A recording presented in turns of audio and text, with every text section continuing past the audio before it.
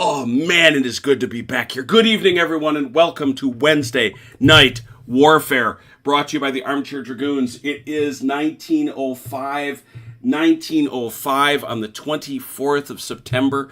Okay, I'm not entirely certain where September went, but there it is. Oh, it's good to be here. And what really makes me happy is that there's a patch for OBS and everything appears to be working. So I'm going to take all that as a win. Look at this table. We are spoiled, people. You know it. I know it. We are spoiled by our friend the Mechanical Turk. There's a patch for look at this thing. Look at this thing. Beat Cafe. You, sir. Hey, Biggles. You, Beat Cafe, have to explain your whereabouts. Where have you been, man? Missed you. Haven't seen you out there in the chat in a while. This is a map. We're going to get into the scenario hopefully tonight. But this is a map done after explaining 400 pages of it. This is what I'm saying. This is what I'm saying to you. But this is a map done for us, as always, by the Mechanical Turk. And this is definitely one where I sent it to him, and it came back, and I just went, I would not have designed a map this cool. I would not. It's just so great. But what we have here, social media obligations handled, is, I won't call it unique. I will call it rare. This is rare. This is something I don't like to do all the time because, frankly, I hope all y'all who are watching, and I love having you here, and I'm going to start saying this at the start of every broadcast just because it's what all the cool kids do. Please don't forget to like or subscribe. Click that little button and join us, won't you? We need that money. We need that non-existent money. I want it to be known that if my buddy Juanito tunes in to watch, hey, Juanito, love you, brother. You be good, okay? Listen to your mom. Anyway, it's one of those things I don't necessarily like to do because for the viewer at home, this can be a little bit much. But this is it. I got to do it. I wanted to do it. We're going to do it. We are going to learn A Fistful of Toes 3 pre-1950. And if I like it a lot, we're going to let Achilles show us exactly what he did on the government dime while he was serving in the army, because I'll design one of those battles for him. Fill out paperwork? Yeah. I thought we were playing Tractics. Yeah, we're going to play some Tractics. It is the Harbinger. So this is A Fistful of Toes. It is a very, very well-regarded system. Borrowing Robert's comment, it really is. He's not kidding even a little. If you buy the book, it is 462 pages long. We have to send the very best to Miles, our dude, who unfortunately couldn't be with us tonight, had an emergency come up. And we are officially ringing the bell of shame for Tritarch, who was supposed to be here, but apparently locked himself in the utility closet with his internet or something. That's what I heard. That's what I heard. He had his. We try not to ask too many questions. Yeah. He had the computer in the laundry room and he got it moist. Oh, moist, you say. Well, actually, that's where he keeps the GIMP, as I've said before. So we're going to move on. Hey, try talk. You do you. Joe is not here to judge anyone. He loves everyone. He just texted me that his laundry room is cursed. Very good. What? That's because you keep the GIMP there. I'm going to stop now. Let's go into you're right. I'm not. It is a rule set that I'm not joking. It's Volker. Hey, Volker. Hello. How you doing? Doing grand. Excellent. Good to see you. Hey, Velker. Hey, Achilles says holler at you. Hi, Achilles. He is now locked in. His applications are in. So everybody, good thoughts to whatever academy you associate with yourself with. So now we wait. In any event, go Navy. Space Force. Achilles wants you to go Space Force. Merchant Marine. Wow. He's applied to the Merchant Marine.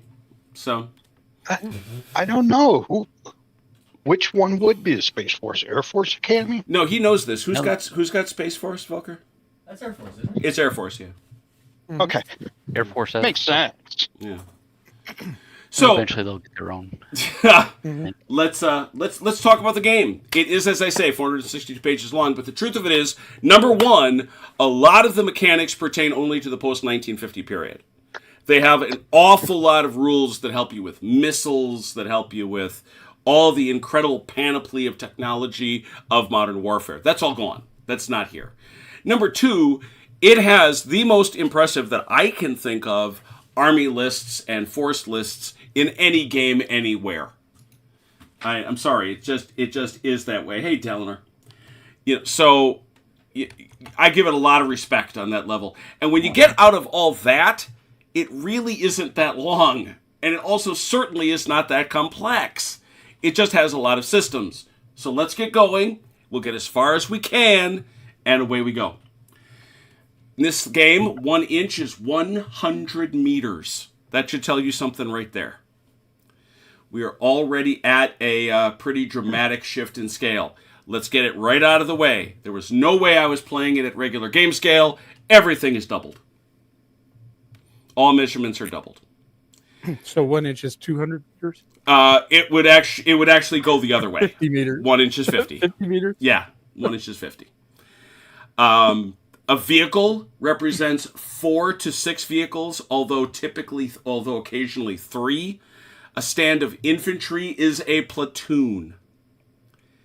A turn is 12 minutes, although it is technically variable. All right. Here we go. One big thing in this rule set: you may not pre-measure fire. You may not pre-measure fire. We are avoiding all optional rules at this time. The general sequence of play is on your QRSs that I have left on both sides. We will go through them at the time it happens. We are simply going to go through the rules rather than go through that. There is the option to do time limits. I am very tempted to try them once we get good at this. It is specifically intended to minimize people fussing, and I kind of like that. We do have... So you're saying it's the Kuntz rule? I might be saying that. It's the rule for all futz-arounders. We have markers. They're all down here in your bin. These are fire zone markers. These are these nice circles. We'll talk about what they're for. They come in 2 flavors, and that's why they can be colored. If they are blue, they're what we call R, which is reduced effectiveness. If they are red, they are full effectiveness. We obviously will find out what happens with that as we go on. We have quality check markers.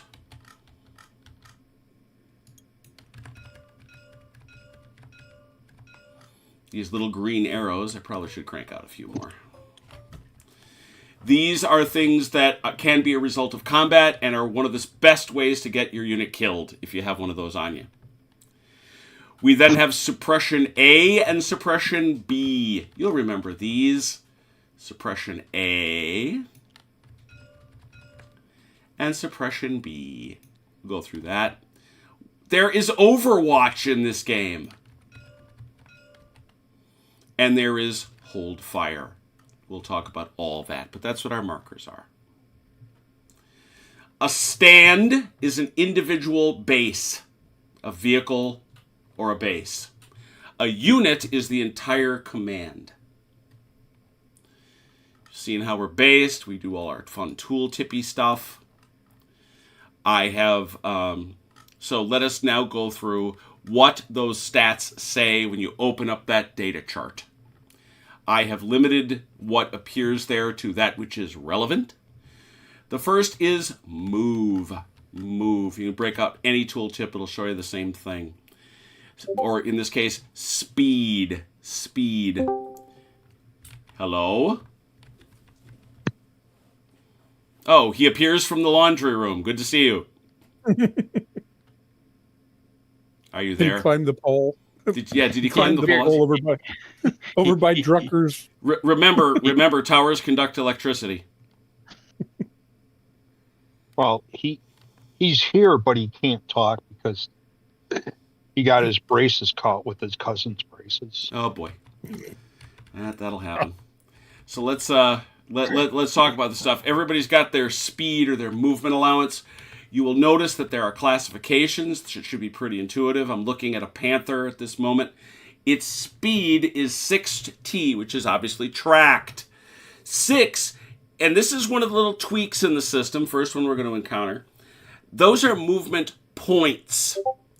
One movement point is actually going to be 2 inches in regular movement.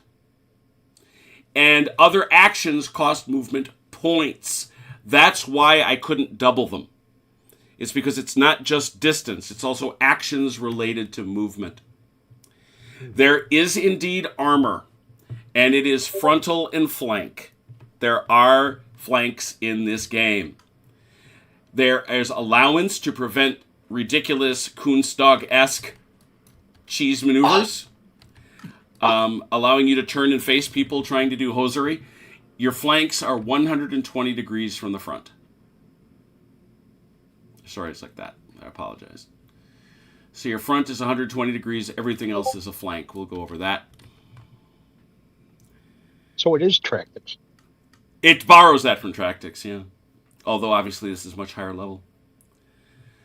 Penetration. Penetration is the ability of things to penetrate armor. H is an H-class weapon. HE is high explosive, and it goes on from there. There's also missile systems. That really more affects missile systems. Rate of fire, pretty self-explanatory. But a superscript means that it is an anti-aircraft gun. If you have a superscript ampersand, it is an anti-aircraft gun. Range is the effective range of a gun. One of the more interesting things that it does... Oh, if you have a range of C, it's close combat only. We'll talk about the different range pieces. And then there's anti-infantry fire. And then there is special weapons for certain things dealing with... But that can be fired at armor. So we'll deal with that as we go forward. Fortunately, we don't have anything with stabilized guns, so I'm happy about that.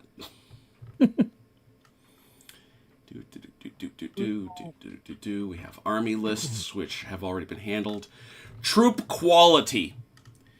In Fistful of Toes, there are 7 troop quality classes. Poor, marginal, fair, average, good, excellent, superb. Quality is reflected on the quick reference charts. The biggest thing with quality is to hit adjustments, as well as your likeliness to pass a quality check. We will raise those when we get to them. And they are so marked. Whenever a stand Yes? I'm sorry. Are they... I'm looking at the tooltips. Where will quality be? It's overall it's for the whole force. They're not by unit. Oh, okay. Gotcha. Thank you. Mm-hmm. Yeah, your whole force will be the same. Whenever a stand takes a quality check, it must roll its quality number or higher on a die. Natural 1 fails, natural 6 succeeds.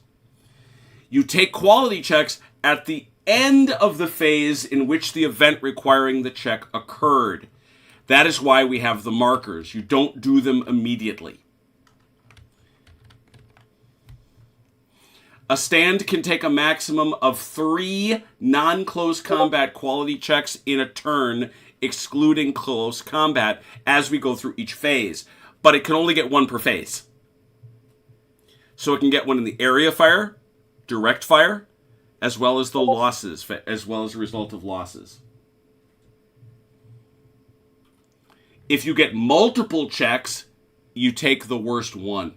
For example, if you get both an artillery quality and there's also chemical quality, there's chemical weapons in the later part of the rules. You get the worst check. Quality checks in close combat don't count against these limits. A stand can take any number of quality checks in close combat. You take quality checks that occur as the result of fire combat at the end of the fire phase.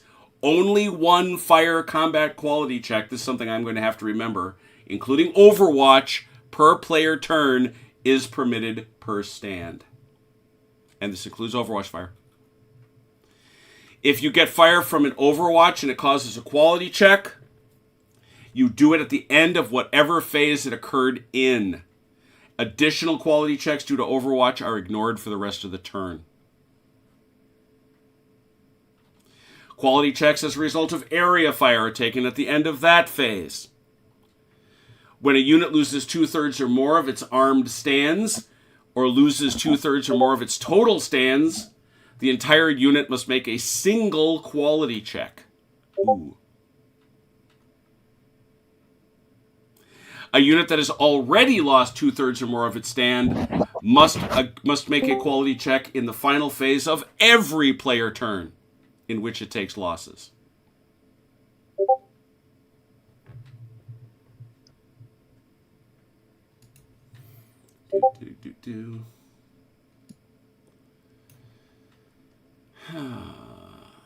Unless stated otherwise, remove any stand that fails its quality check. This counts half for enemy victory conditions. There's a way to kill things outright. Note that a removed stand isn't destroyed. It has ceased pursuing its mission for the remaining duration of the game. It probably took some personnel casualties, might well be demoralized or broken, may have suffered officer casualties, could be scattered, disorganized, or may have incurred some losses or damage to vehicles and equipment. Unfortunate bowel movement. You are not going to be doing this, Tritarch. Sorry, man. If you ain't on the board, I can't have you. Yeah, it's not going to happen anyways. Yeah, if you ain't on the board, it's I not can't. going to happen anyways because this laptop is just so ancient, it cannot handle Tabletop Simulator, so I'm out for the night. Alrighty. You be good, though. We'll see I tried. I believe in you. I'm I know sorry. you did. I know you did. So, okay, here we keep going. 2 types of movement, normal and strategic. Strategic is faster, but stands are hindered in combat. They can't fire if they can't move within 20 inches of enemy stands, etc. They must also stay in cohesion within a certain distances of other stands in the same unit or suffer penalties. Can move as many as you like. Interpenetration may be done at any time. You must complete a stand's move before you move the next one. The only exception are carriers and transported stands, which we will get to, as well as stands that engage in close combat. There are 2 classes, normal and strategic. All stands in a unit must maintain cohesion. Stands may turn during movement at no additional moving cost. Turning isn't considered moving for firing and Overwatch purposes. That's important. You don't lose it if you turn. A vehicle may move backwards at 4 times its normal movement cost. Infantry can move any way they want. There is terrain out on the table, as you can see. A tracked stand moves twice as fast along a road. A wheeled stand 4 times as fast. We do have a terrain chart in your QRS. It's probably easier just to refer to that than to try to enumerate it. Here's a big one. It costs a carrier stand 2 of those movement points I told you about to either embark or disembark an infantry stand, or to embark or debark a towed weapon. If you are suppressed, it reduces your movement by 2 points while suppressed.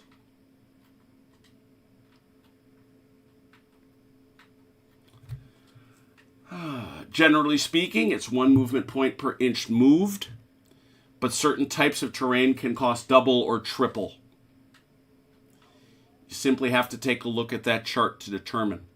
All infantry stands are obviously leg, though they can certainly be transported. We have tracked, T, wheeled, W, HT, half-track. There are also X's. These are towed weapons and have a towed movement class. They can pivot but cannot move unless being towed. or if they have a movement larger than 0x. If it is larger than 0x, you have that move allowance without being towed, moving by efforts of crew or integral motor. For example, 2x means the weapon has a move of 2 without being towed. We even have amphibious and ski units to look forward to.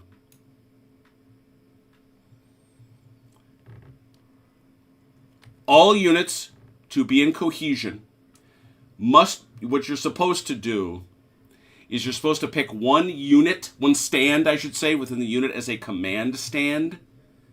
And all units all bases within that unit are to be within cohesion distance of that stand, or within cohesion distance of another friendly stand that is in cohesion distance of that stand. It's electricity. Now, the key there is if it's obvious everybody's in cohesion, you really don't need the command stand. It only becomes a question.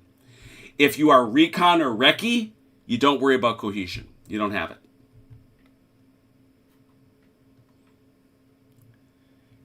Cohesion distances vary by quality. I'll give you a little hint. The Germans are largely fair troops, so their cohesion is 8 inches. The Americans, I believe, are good troops, meaning they get 12.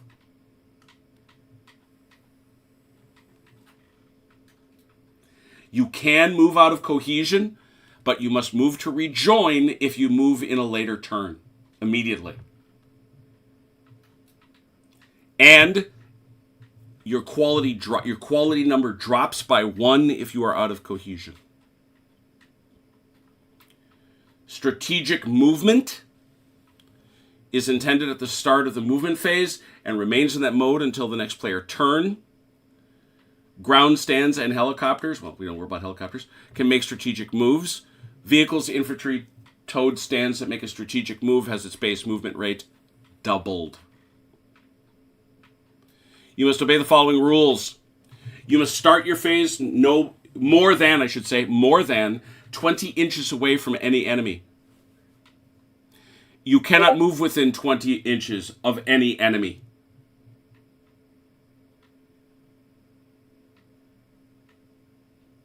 You cannot fire in the fire phase.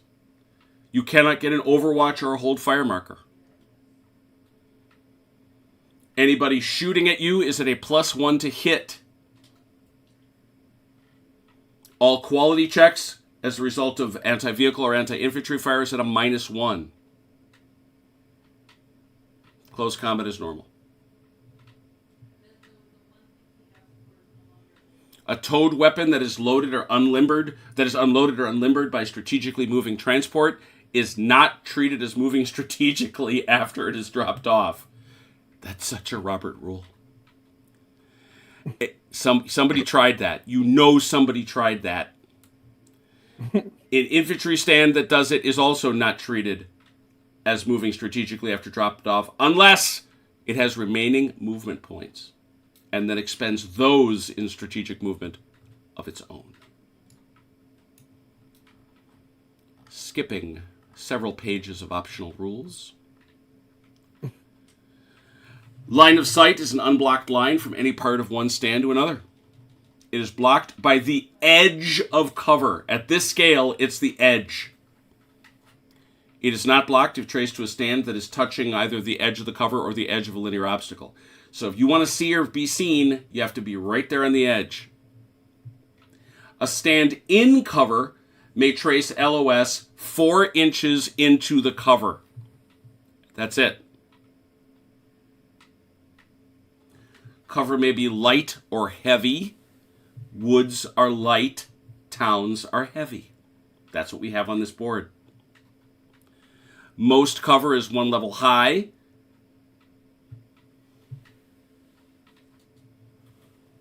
Just going to see everything in there. Good, good, good. You must be completely in the cover in order to be covered. Completely.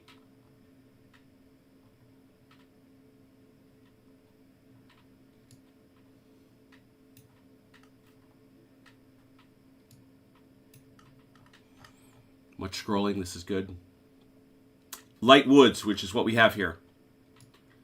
They have no effect on helicopters and ground stands. Light woods are cover for spotting and LOS purposes.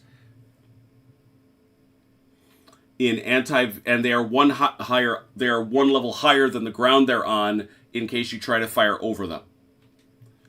In anti-vehicle fire and anti-infantry fire, stands in light woods get a saving throw of 5+.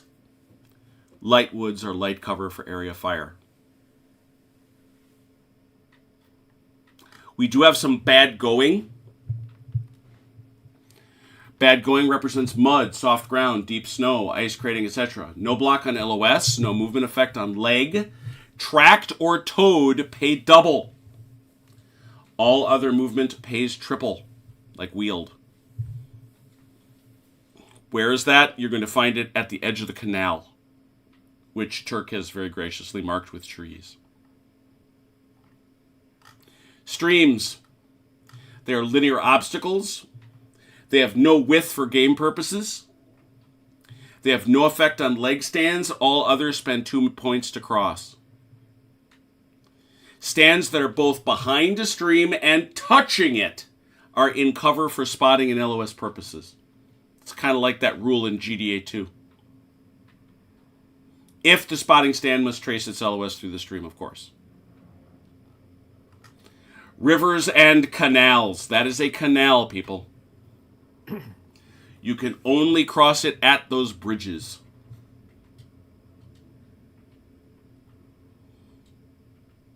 What if you have a really long pole? No.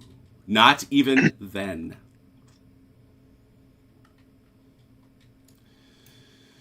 Roads have no effect on helicopters. I do love that. Roads and bridges cost 1/4 for wheeled when moving along, and roads and bridges cost half for all other stands. They are blocked if a vehicle is destroyed on them. It may only be pushed out of the way by an engineer or another armored vehicle whose front armor is no less than 2 below the destroyed vehicles. So it's a size thing if you want to shove them aside.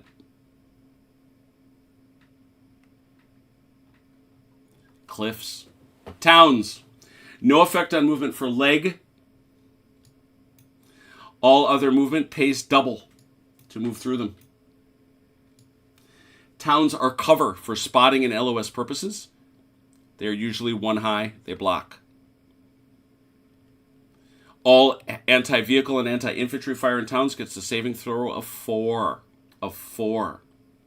And towns are heavy cover against area fire.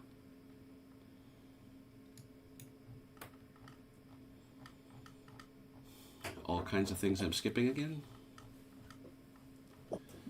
Vehicles. We talked that they represent platoons. We know about their armor frontage, 120 degrees, yes.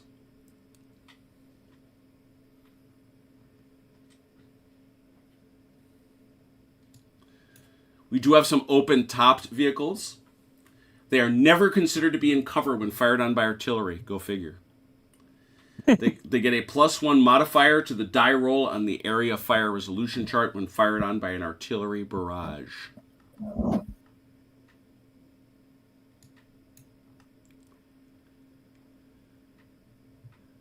We have leg, motorcycle, bicycle, and cavalry infantry. What you see on the board are leg and motorcycle. These are normal size stands. They have no facing. They may fire each type of weapon each turn. You may split your ROF among multiple targets with no penalty. A carrier may carry a number of infantry stands or towed weapons equal to its capacity. I've usually paired those out evenly. And again, it spends 2 points to embark or disembark.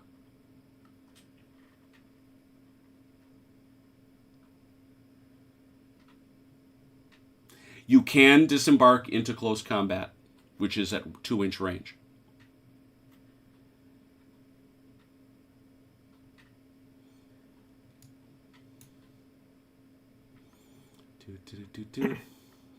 Tank ride. 2 inches. Is that 2 inches? Or That is 2 4? points. 2 points. It costs 2 points to embark or disembark.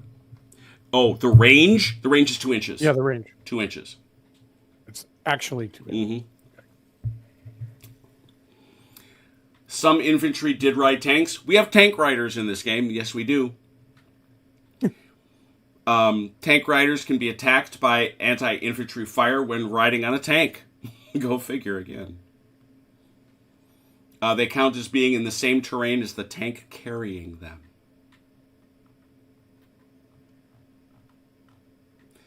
Spotting. If you want to make an anti-vehicle attack or an anti-infantry attack, you must spot the target. You must have an unblocked line of sight, and the target must be detected. You have an unblocked line of sight if you have in good visibility, which is what it is, which is not today, unfortunately. But initially, good visibility is 140 inches. Visibility chart is on the QRS. Later on, we get into thermal sights, but there it is. It's any part of a stand to any part of a stand. Certain terrain does block, as we discussed.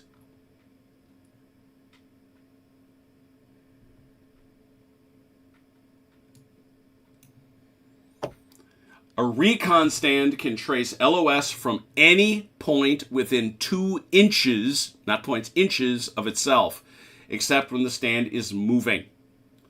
That reflects that usual thing where they get out and run around and look around, right? A stand is detected the instant it is within detection range and the visibility limit. The spotting table has detection ranges. Detection range for automatic detection is the visibility limit of the scenario. An important rule. You are only considered moving during the movement phase in which you move. If an enemy stand has LOS to us at the end of the movement phase in which it moves, check for detection using the appropriate moving range. If no enemy stand has LOS to it at the end of the movement phase, but an enemy stand gets LOS during the enemy turn, it gets to be stationary.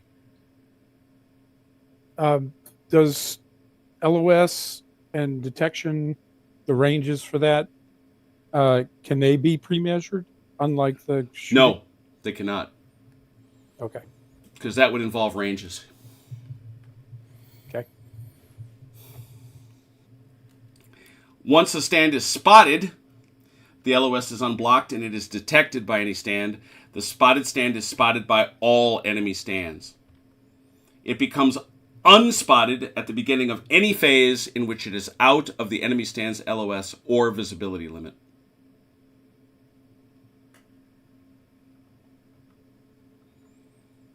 Hey, thermal sights, check it out. Something I don't know anything about. I actually had to look this up. Multi-spectrum smoke. Yeah, we're going to use that. You're not. After 1998, It wouldn't help you in World War II. right? Smoke may be multispectral. Did you have multispectral smoke, Achilles? Yes, we did. Cool. But we didn't need it. No, They didn't have thermals. fair enough. Fair enough. That's yeah. I guess I actually am smart enough to follow that. That's what I got. Firing. You can move and fire your guns. If you have no stabilization, nobody does. You may move half its movement and still fire. Half. This is where I get to skip a whole lot of rules, like a stand cannot move and fire first-generation missiles in the same turn. A stand can fire, but choose not. A stand that can fire, but chooses not to, may take a hold fire marker, which lets the stand fire in the next enemy fire phase. A stand that can fire that didn't move may take an overwatch marker, which lets it fire almost, I like that almost, any time in the enemy turn or even during its next movement phase. It can also shoot and scoot if armed with a gun or a third-generation missile. We don't have those. A stand with advanced stabilization, not an issue. Okay, and this. Read this, hear this. A target stand can turn to face an enemy stand that moves from the target stand's front to its flank before the enemy stand gets a shot. It can pivot like this once per fire phase. Okay. So no cheesy sneakies. They clearly wrote a rule about that. I will regard that as a Robert rule, but I suspected you knew that. Yeah, but I'm saying right now, the second one that You moves can't. and shoots Nope, at it, nope. You'll lose cohesion. Can't do it. You voluntarily losing cohesion? you can. Says in the rules you can. Oh yeah, you can. Good luck with that shot. Because remember, it's at a minus, and you have to immediately go to cohesion next turn. Yeah, but they can turn twice you that for that one. Vehicles with multiple weapon systems must choose one weapon system to fire. You may fire anti-infantry or anti-vehicle, not both. Infantry may attack regardless of how far they have moved.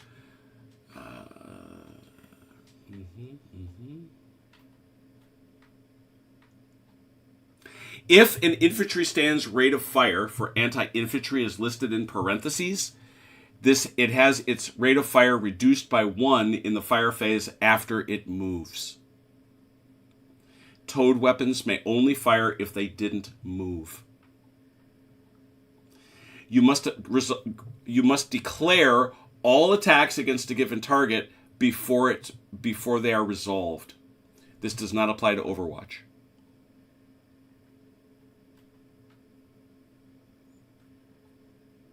You may conduct fire with your stands in any order. You indicate one or more firing stands, identify the target, state the type of weapons fired. You then resolve the attacks. You then declare and resolve the next attack. Note that this does allow a player to see the effects of a first attack before you declare a second. However, all fire against a given target must be declared. A stand must fire at the nearest enemy stand at the moment it fires, subject to the following exceptions. Firing stands may ignore any enemy stand being fired at by others, so you can soak off attacks, basically. You may ignore infantry in favor of vehicles, or vice versa. You may ignore a target in cover or behind an obstacle in favor of one in the open. And you may ignore lighter vehicles to fire at heavier ones, not vice versa, interestingly enough.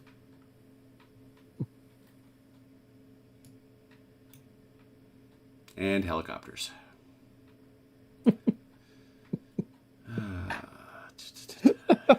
They come up so often, I think we should be playing with helicopters.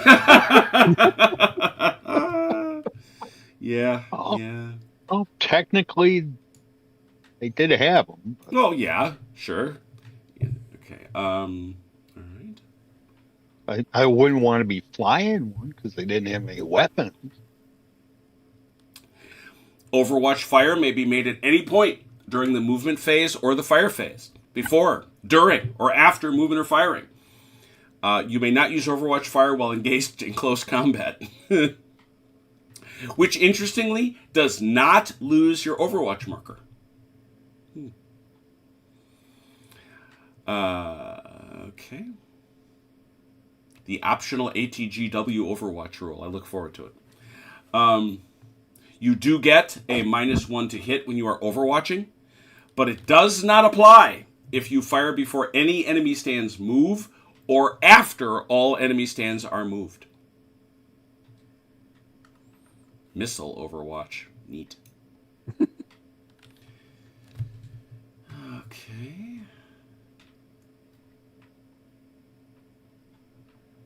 Skipping. Holding fire. You don't fire in your own phase, but during the enemy's next fire phase. This is simultaneous except for Overwatch. This means unspotted enemy stands, which become spotted by firing during the phase, cannot be fired at in the same phase by stands marked hold fire. And unspotted enemy stands marked hold fire, which become spotted during the phase by firing, cannot be fired at in the same phase by normal fire. Stands that have a hold fire marker may also pivot.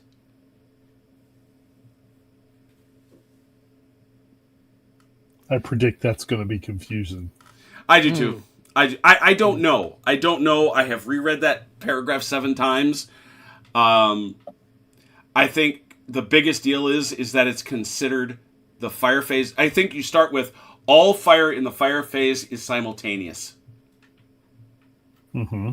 So if I'm shooting, if I shoot you, if I fire, and you are already doing something, so that can't result in me being spotted. Right. You don't get to spot me because I fired, because it's all happening at the same time. That's the way I take it. If you're under hold fire. If I'm under hold fire, exactly. For vehicle data prior to 1950, the missile data columns are replaced by special AT ammo. This shows with a pen, a rate of fire, a range. This was usually more effective than the standard rounds, but is available in very limited quantities. Examples would be US HVAP, German APCR, and sometimes even HEAT. Ordinarily, a stand with listed special ammo may only fire once phase during the game. Only once during the game using that. And that is the case for everything here. You may fire anti-infantry from the vehicles. If infantry being carried may fire anti-infantry from the vehicle they're in. But the effective range is halved, and they get a -1 to hit. Infantry in a vehicle that fails a quality check are eliminated with the vehicle. Infantry in a vehicle that is destroyed, not one that fails a quality check, must make a quality check themselves. If they fail this check, they are destroyed and removed from the vehicle. If they pass, they survive, dismount, and are suppressed. Suppressed B, as it turns out. Tank riders follow the same rules. The executive summary of shooting vehicles: roll 1d6 per ROF. You need a 3d6 at close range. You need a 3 at close range, a 4 at effective, and 5 at long. 3, 4, 5. Quality modifiers, other applicable modifiers apply. An armor value modifier is used when attached by an H-class weapon. You sometimes get a saving throw on a 1d6. For every hit that isn't saved, roll the number of dice equal to the weapon's penetration, pen, minus the armor. If any die, this is nasty. If any die is a 6, the target is destroyed.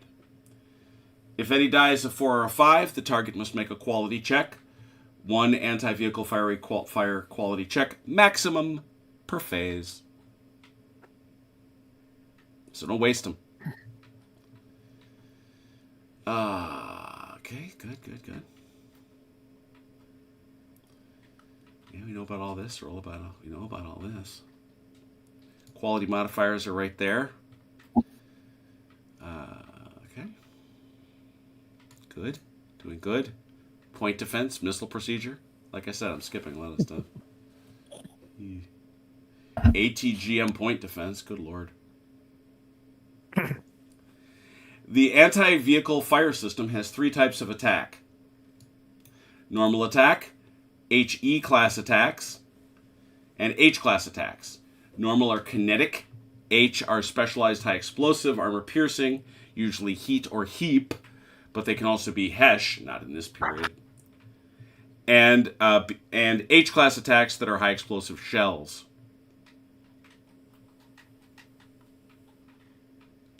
Doobie-doobie-doo. Come on now. For every shot that hits a target, roll dice equal to the weapon's penetration minus the target's armor. Modify the penetration for range if using normal ammunition, but not if using H-class or HE-class ammunition. A player may roll a maximum of 10 penetration dice per shot that hits. Range modifiers for gun penetration at normal ammunition are short range is a +2, long range is a -2. And again, if you roll a 6, it's destroyed. 4 or 5 is a quality check.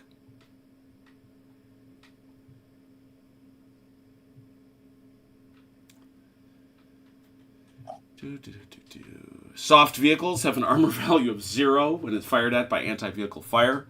Some armored vehicles have a flank armor of S, and this applies to them as well if fired from the flank. That means they're soft.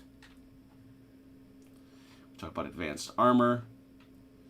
Some infantry bases, quite a few today, have an anti-infantry rating of LAW, light anti-tank, or MAW, medium anti-tank. Some have a long and effective or short range, just like most other weapons. These list a single number for their effective range. Some list a range of C, which means they can only be used in close combat.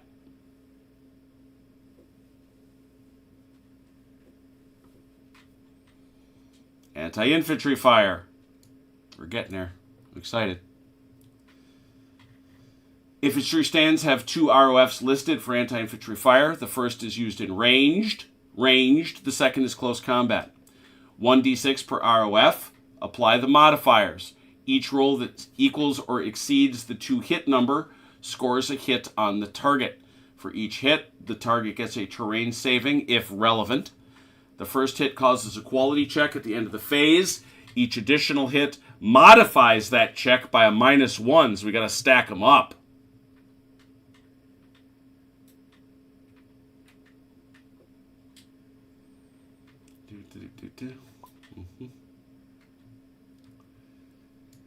How we doing? Okay. Yep, okay, that's all the same stuff. You heard all that.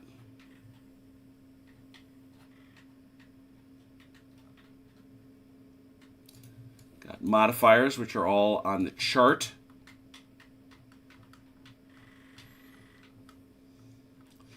And here, believe it or not, is the last and the most complex system.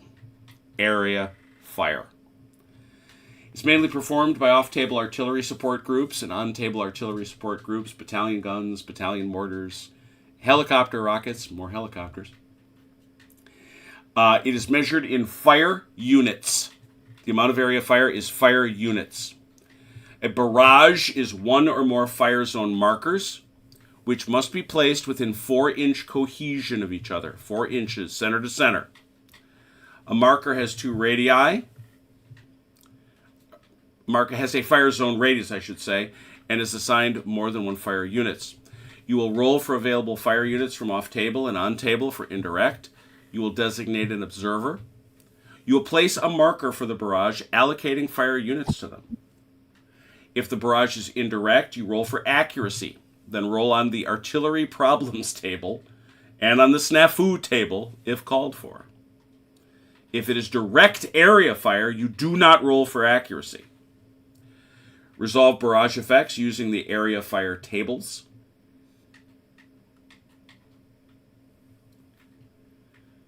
An on-table stand may not use area fire while suppressed. A stand that fires in the area fire phase cannot fire in the fire phase. So one or the other. It occurs in the area fire phase except for battalion mortar gun stands and helicopter rockets, which may fire Overwatch. Off-table artillery is abstracted as support groups. A support group is composed of 1 to 4 batteries of artillery of the same caliber.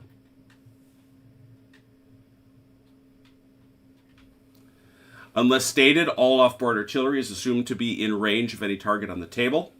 It can conduct indirect fire as long as an eligible stand observes for them. As a practical matter, most artillery will be off-table. These may not fire Overwatch. Most area fire in a game will be indirect, requiring separate observers, but on-table mortars and any on-table stands that have a gun with a caliber of at least 30 millimeters and an ROF of 3 or less may fire direct fire with that gun out to its long range. There is no availability roll. The firing stand must observe for its own fire. Direct area fire is resolved just like indirect area fire, except there is no area fire accuracy roll.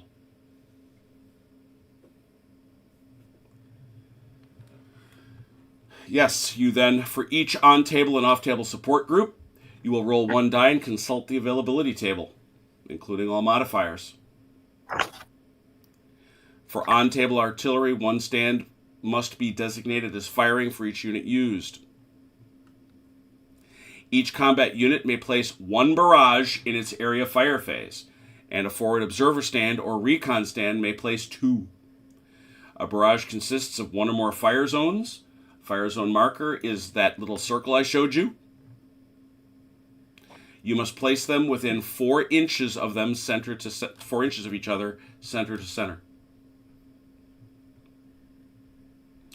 All fire units must be of the same caliber, artillery, and type of ammunition within the zones.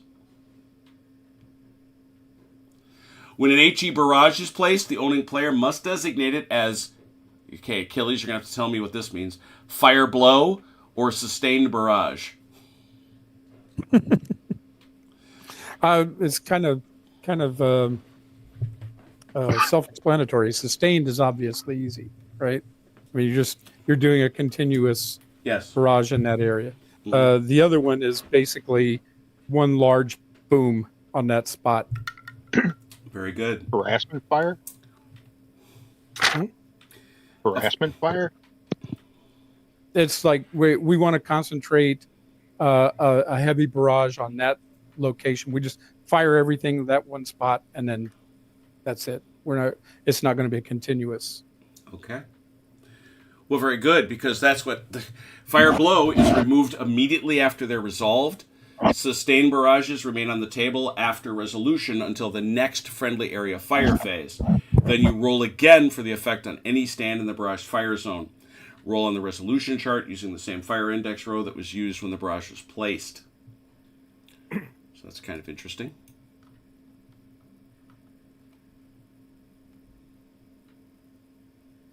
Once the barrage is placed and fire units are allocated, roll 1 die for the artillery accuracy of that barrage. Modify it with the 2 hit modifiers for the quality of the observing stand, and an extra -1 if the observing stand is suppressed. If the modified roll equals or succeeds its accuracy number for your force's artillery, the fire lands on the markers with full effectiveness. If it is less and a natural 1 was not rolled, the fire lands with reduced effectiveness. That's when we do the R. If it was a natural 1, then roll 1 die, modify it with the 2 hit quality modifier of the observer, and reference the fire problems table. Oh boy. Yeah. We'll have to get a scatter die. Okay.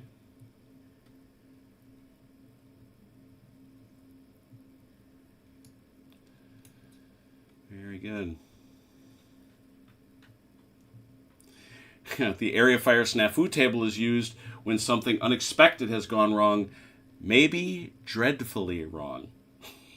I see. Total the number of fire units allocated to that fire zone marker, and make note of the barrage caliber and ammunition type for artillery, or the type of fire being used for helo rockets or multiple rocket launchers. Use the type of fire and the number of fire units impacting that fire zone to determine the radius of the fire zone for the marker.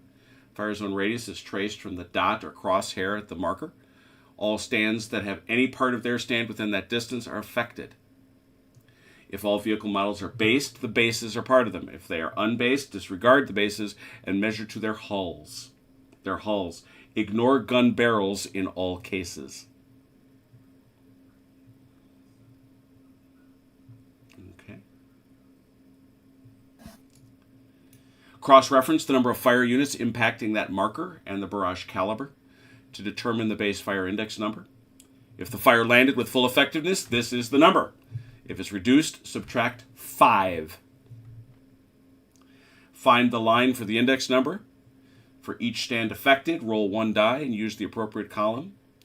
And that will tell you, what will show you will be a letter or a dash, followed by a number, and then another letter.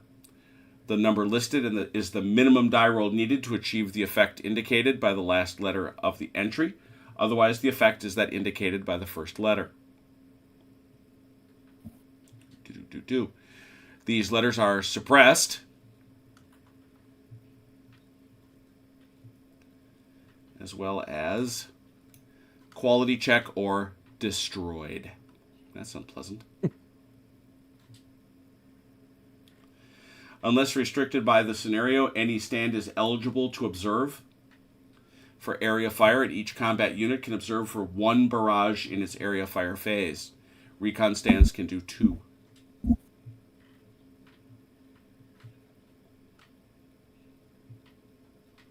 Nobody has any nuclear artillery, right? See that on here. Not that you're aware of. There may also be FOs that are deployed on the battlefield. You have those. They act like any other stand with these exceptions. They may not fire at an enemy stand.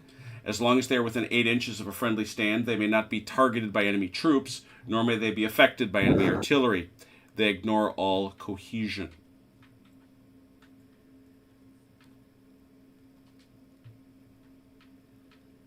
Dooby-dooby-doo. Scrolling. Okay. An unspotted stand that is within a fire zone. Marker radius is only affected if the firing player rolls a 1d3 on 1 die.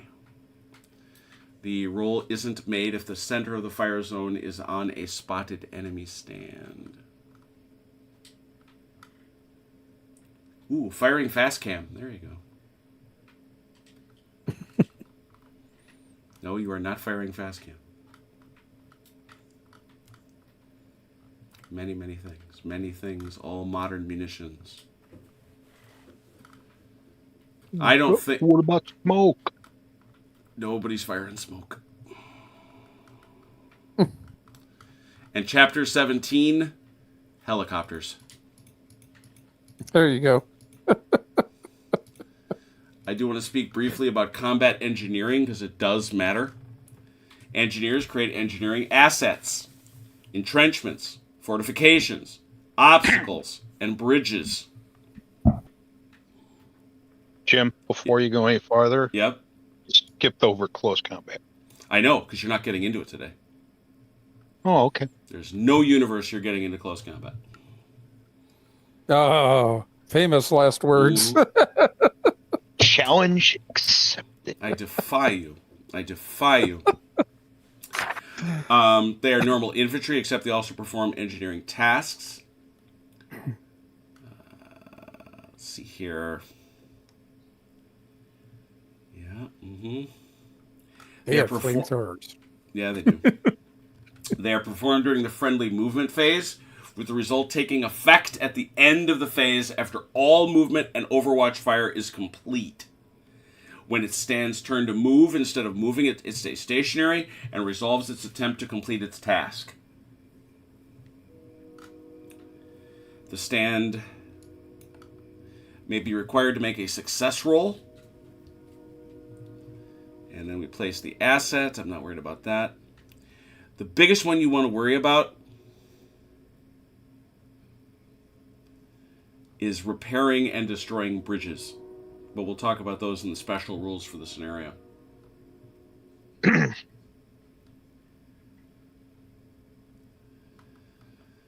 you can Jim, build... Yes? I don't want to be the guy, but these stewards here, their info is completely wrong.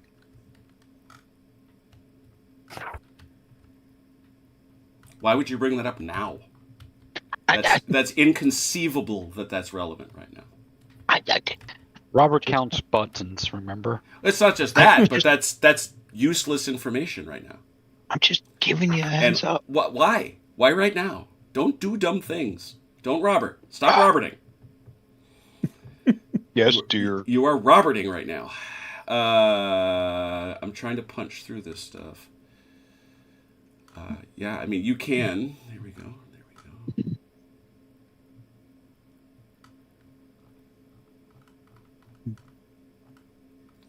Airstrikes.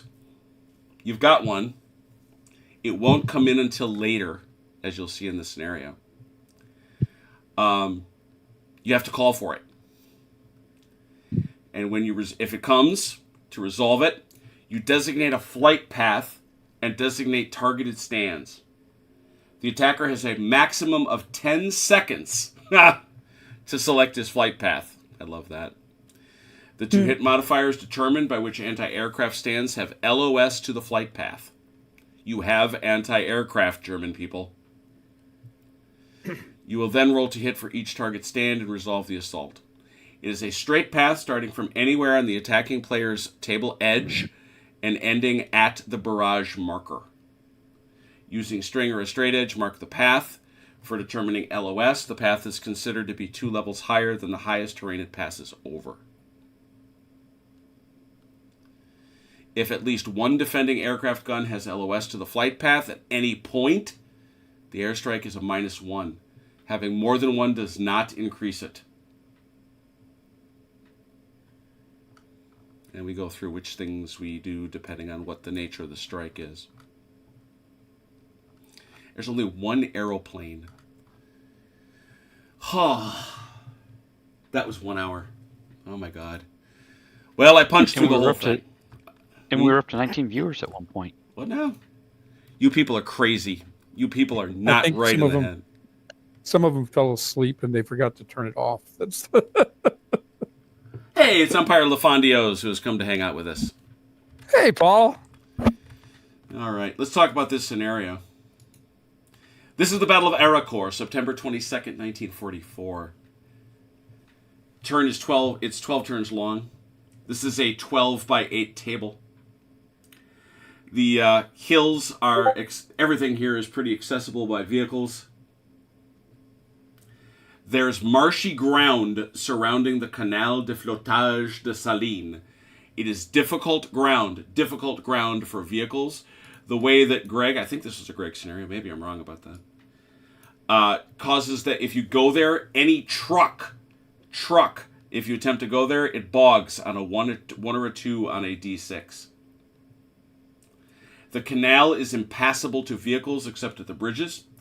Infantry can cross the canal elsewhere, but this requires full movement, and they are unable to engage in combat on the turn they do so. All streams are rough going. All other streams are rough going. The American units must deploy within 12 inches of the locations noted on the map. That is where I have put them. They are pretty much dead even on there. They got to be within 12 inches of those spots, so you'll have to figure that out.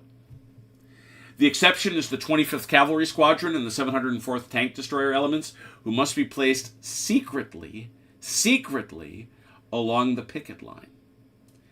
Note which grid each of the 3 elements are on. They may combine in a grid. So you want to take a look here. See this picket line piece? Mm-hmm. You have to tell me where they are, left to right. I thought about doing this in a lot of different ways, and I think that given how few guys there are, it should be pretty manageable just to announce where they are. The German units of the 113th are placed anywhere along the north of the U.S. picket line, except that units F and M are placed upon the picket line position the German players choose. We'll talk about what that means. Early morning fog reduces line of sight to only 16 inches in the first 4 turns. 16 inches. At the beginning of turn 5, the fog will lift, and if the Americans roll a 5. At the beginning of turn 6, it's a 2. The fog will automatically lift at the beginning of turn 7. No P-47s are available until that time, hence my belief they won't get here. Okay. We will have to talk about the 111th, 113th. Cool. All right. Obviously, we know none of these rules. I know that. I accept that. But what I say to you both is, what side do you want to be on despite that? Achilles, what side do you want to be on? Wow, that's a tough question. I think the Germans. Who wants to join Achilles as a German? I can. Joe and Achilles, very good. OJ and Robert, you are Americans. So, the first thing I have to do is pull the Germans aside into a separate channel. Allies will blindfold themselves. Oh, yes, they will. Are you blindfolded? I know you are. You're Yep. honorable. Very good. Yes. Let's get the Americans, or let's get the Germans, I should say, into the alternative game channel. Come join me, gentlemen. Here's Achilles. Mhm. Where's Joe? There's Joe. Hi, Joe. Yep. Hey. All right, here we go.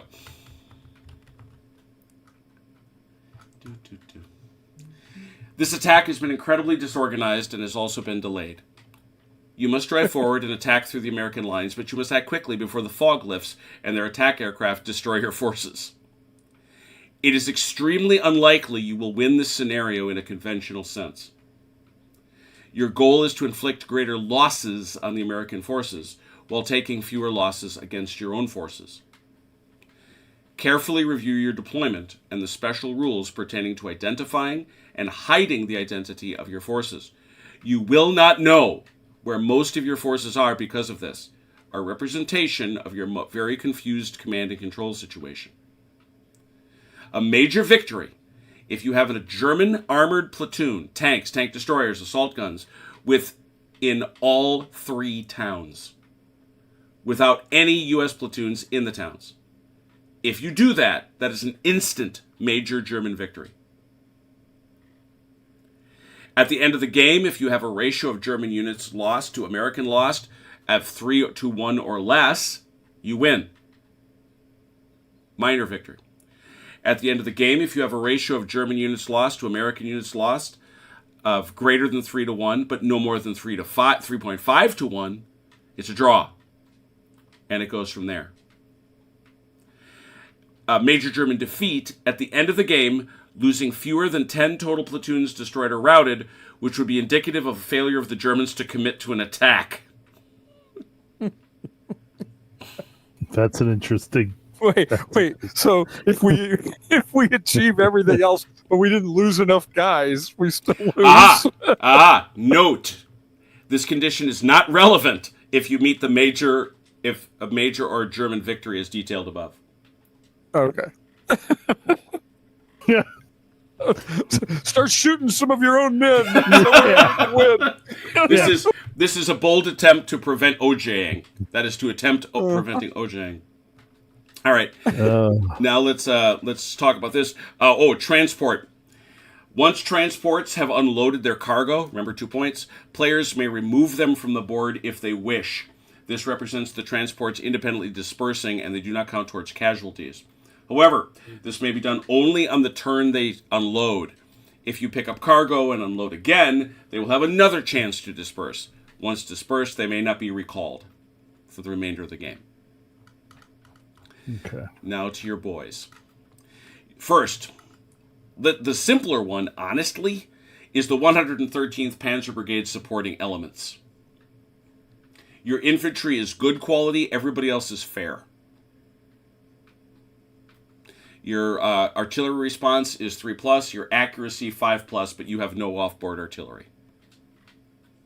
So again, your infantry is good, everybody else is fair. The 113th is that lot over there. You found them. Mm-hmm. Those boys, just that little group, you must secretly record where they will come on. It can be anywhere along the northern table edge, that's where you are right now, or the eastern edge above the canal.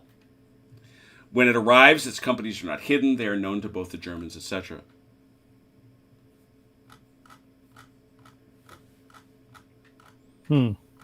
They have a secret arrival time. So. Okay. Eastern edge above the canal. Yep. So north of the canal. Correct. Okay.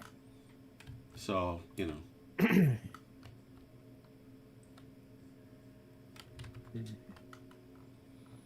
So that's something to think about as you make your strategization. Now let's talk about the really complicated thing that they decided to throw into this mix. Which made this such a great scenario to pick for our first one, but what are you going to do? Formations F and M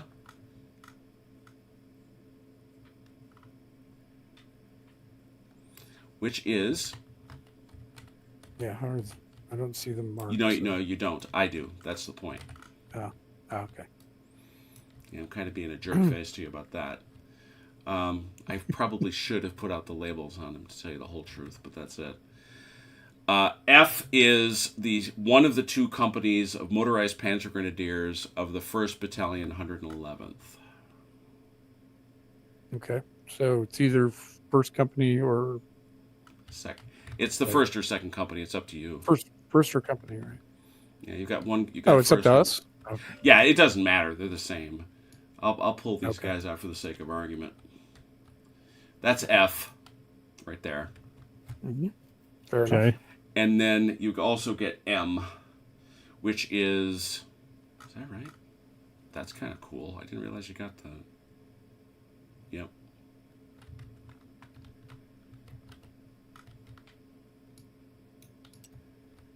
That's M.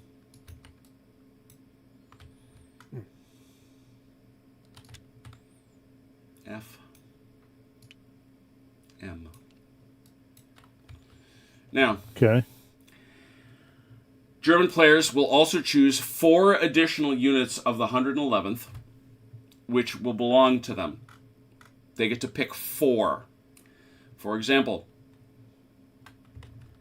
this is what I should have done, he said, not thinking too clearly.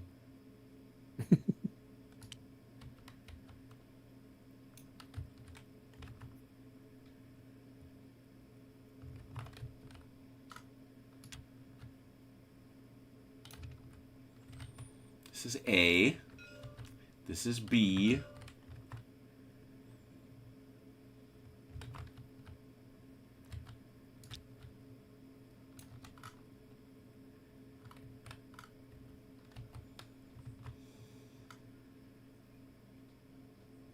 Three engineers and 3 medium trucks. A.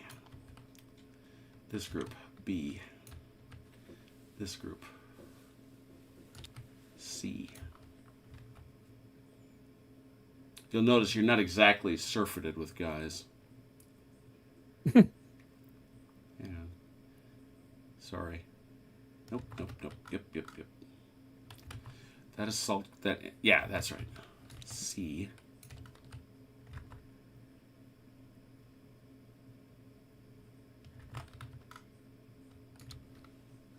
D.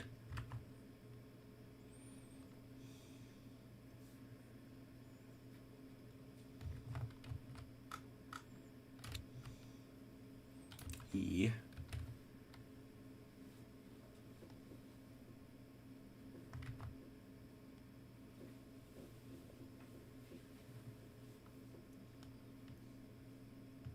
Oh, E is just that, huh? Okay.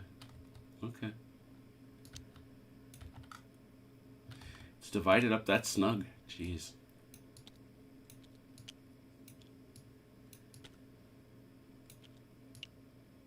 Here you go. E, F, and G, and then H.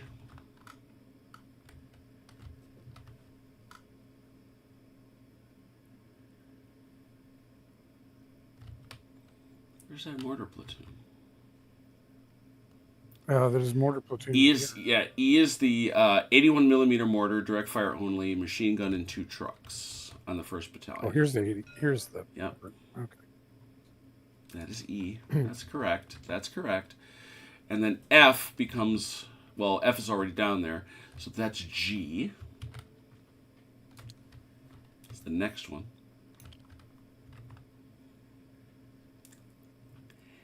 H is the same deal, which is over here. No, that's the 120.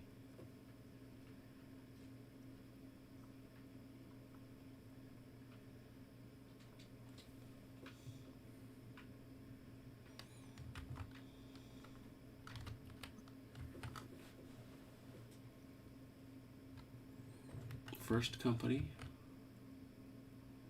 Second company. That's what I wanted. Now I need the 2nd Battalion. Did I not create enough guys? Yep.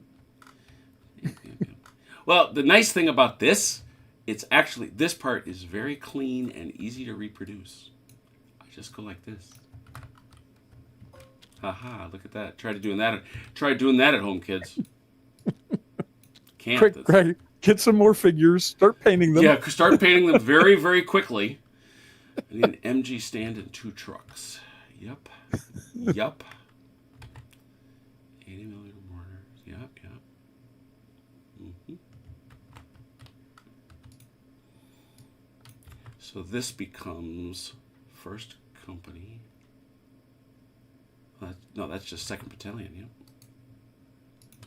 That's just 2 battalion. Yay, got them. And then they get a whole nother one of these.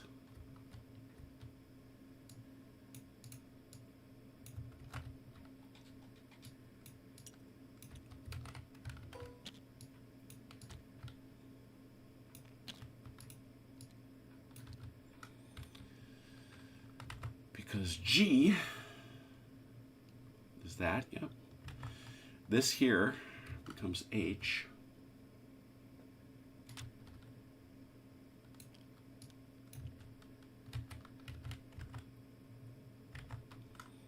Each of these companies becomes I and J.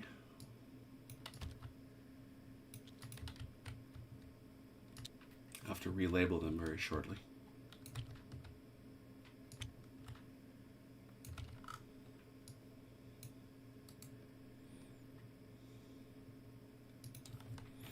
I repeat, kids, don't attempt this at home.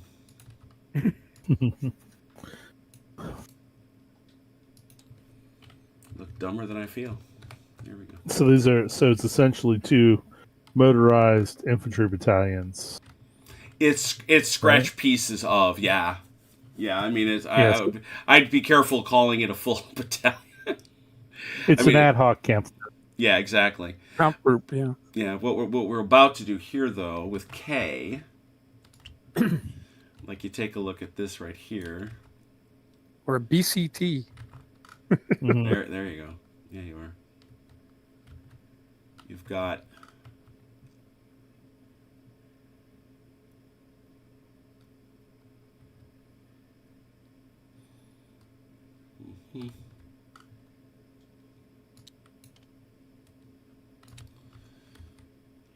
this is the 111th Panzer Brigade. Yep. You've got 3 tanks and 3 tank riders. This right here, this represents an entire battalion of tanks, and associated riders. And then L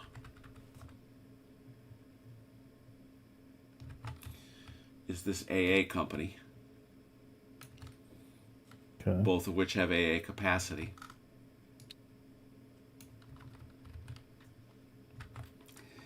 And then M and N. We already got M down there, and this is N.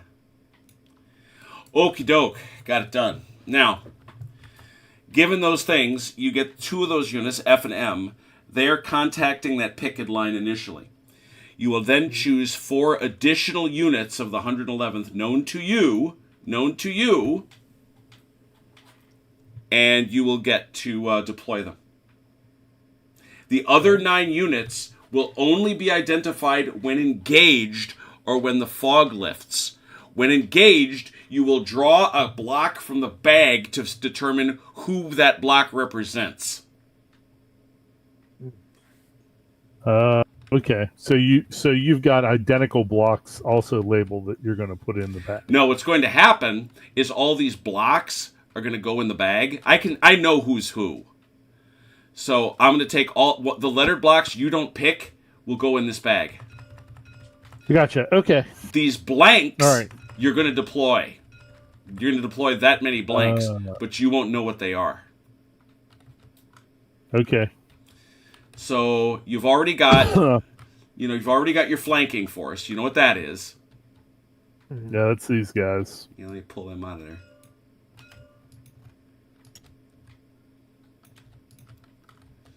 Go ahead and pick your 4. And you know that you get these. You get these 2. We get these Okay, two, well. and then we need to pick 4. Okay. And these two have a specific place they have to go, though. Yes, Right? they F go, well, and- F and they G. contact the picket line F and M. exactly. F and M. F and Okay. M, correct. Okay. All right. Well, what do you think? I mean, Okay. First, we're gonna need the recon group. okay.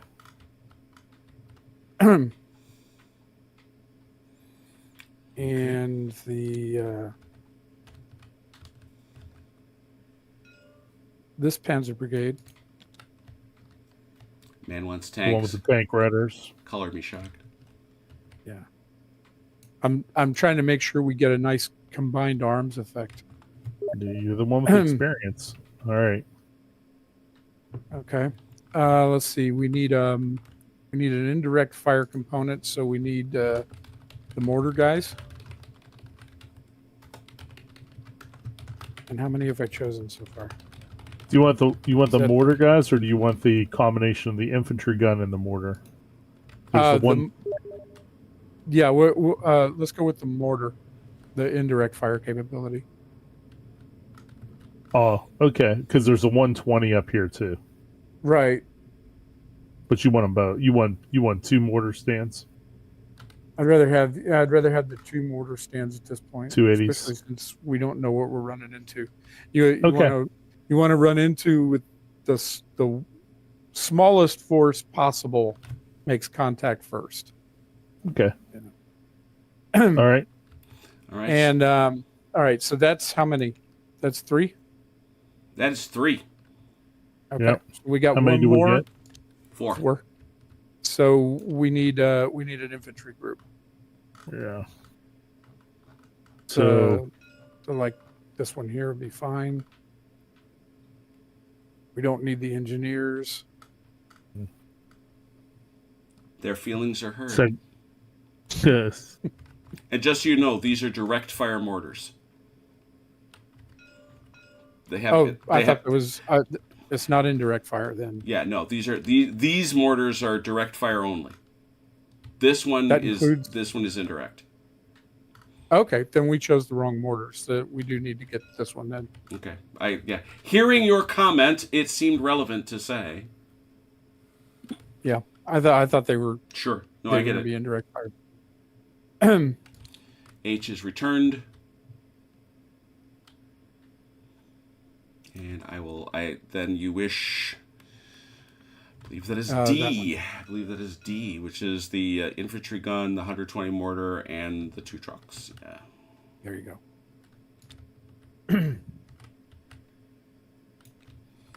I thought. Okay. I'm looking at that infantry gun. Yeah, that infantry gun has indirect fire. Yeah. Yeah. 35-inch range. Okay. but- So we get one more, right? Or Yes. did we get Yes, you get one more. Did we already grab all? Okay. Nope. Yeah, grab one of these infantry units. Yeah.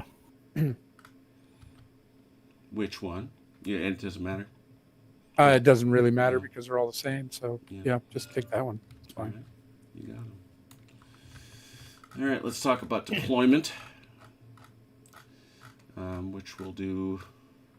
Yeah, let me just check this real quick.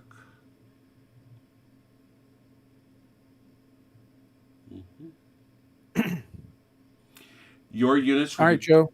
your units Yeah, will go be ahead. placed anywhere north of the U.S. picket line, except F Mm-hmm. and M are placed on the picket line at any position you choose. Right. Okay. So the picket Um, line. All right. I've already got a plan. Unless you want to do something What's- special, Joe. No, let's hear your plan. Okay. We're going on our left. That's going to be our primary axis. Okay. You guys are gonna now. Yeah. You see, just so you know, this is where you got to deploy, right? Yes. Yes. And you're gonna do that thing, and you're gonna do it with those markers. You don't put the guys out. You put the markers out, right? Correct. All right. So you're just gonna put Okay. you're gonna put your markers out because you're wandering around in a fog, and they don't get to see what that is until the fog lifts. Right. or until they spot you at much closer range. I just wanted you to know those things because now I'm going to go visit with them and go hang out with them. Okay. And I'll tell Joe what we're doing. Yeah, and then, that was ready. sort of my thought. Good luck, guys. See you shortly. You gonna come back? Are you gonna come back and tell us when I you come sure back? will. I'll come and get you. All right. Appreciate it. All right. I'm back. That took a bit. Here we go. Ready? Gonna brief you. Okay. Doobie-doobie-doo. Unblindfold? You can unblindfold, yes. Oh my God. The Germans have been attacking vigorously in this sector for the past few days. You've inflicted terrible casualties, and you must be prepared to continue to do so. Contain and destroy them. While your forces are prepared and not caught flat-footed, it will take time to organize your response. The units of the picket line, the 25th and the 704th, are all active from the start of the game, but no other U.S. units are. When the picket line is first contacted, it will notify the 37th HQ, which will then become activated. On subsequent turns, the 37th HQ will activate one U.S. unit per turn. Once the 37th HQ activates the 10th will activate all of its units per turn. Also, one of its units per turn also. In this way, the two battalions will slowly begin to respond to the threat. At all times, any U.S. unit that spots, engages, or is spotted will automatically become activated. Once the fog lifts, all U.S. units are considered activated. Off-board elements do not have to be activated.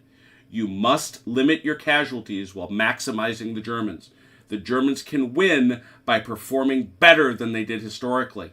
Your victory is entirely dependent on the degree of your success of your German opponents.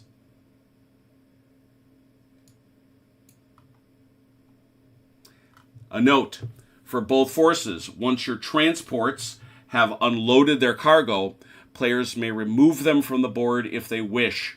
This represents the units independently dispersing. They do not count towards casualties. However, you can only do this on the turn that you unload them.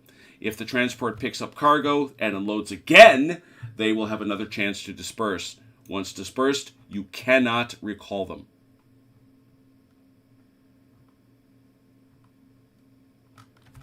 All right.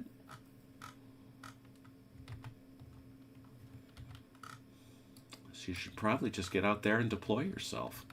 Will I apparently fix some stewards? Yeah.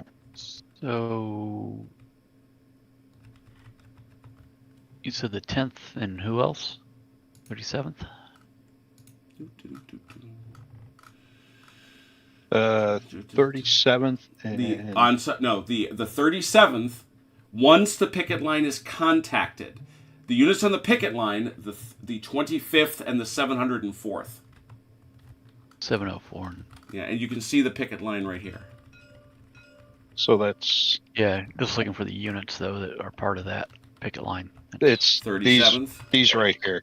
Yeah, they're there. Like a scout platoon.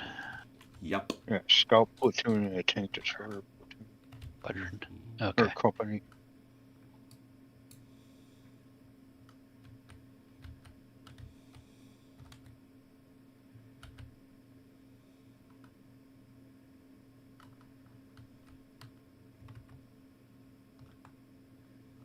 So picket line up here on the map, Jim, is probably like right about here or a little bit further down. It's about right. I mean, just you can see that it cuts. The main thing is you kind of gear it off of the this whole deal right here. You'll notice this road and this road. Yep. Those two road intersections. It's a good deal up from that. It's actually pretty snug. It's up here. Yeah, that's what I was just saying. I mean, I would just mean real general. It's from like this bush. We can use that across as a point. ear. So Robert, do you want to take the picket line? Yes, I could. Okay. Well, if you don't, that's fine. I'm just asking.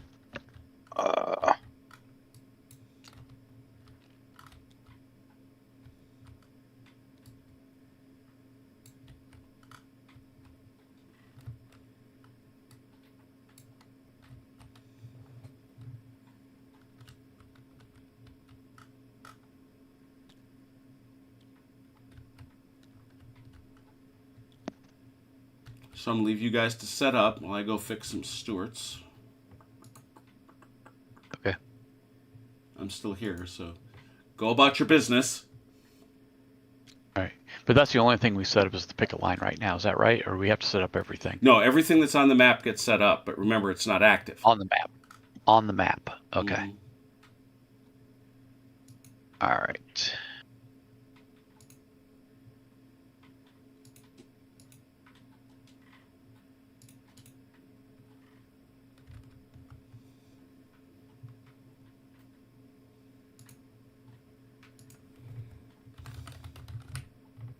Oh, there's the hill.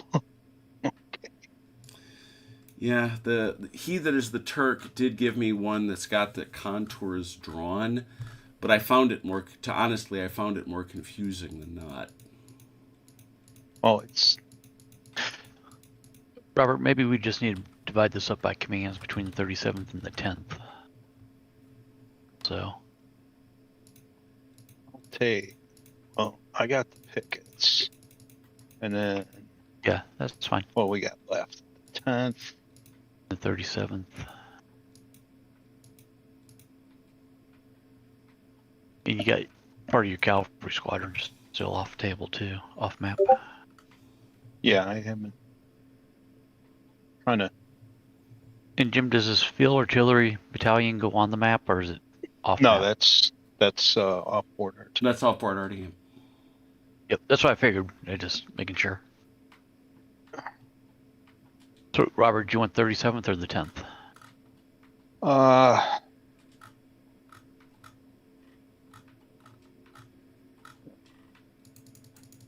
I'll take. What's that? I'll take the 10th, I guess. Okay, that's fine. All right.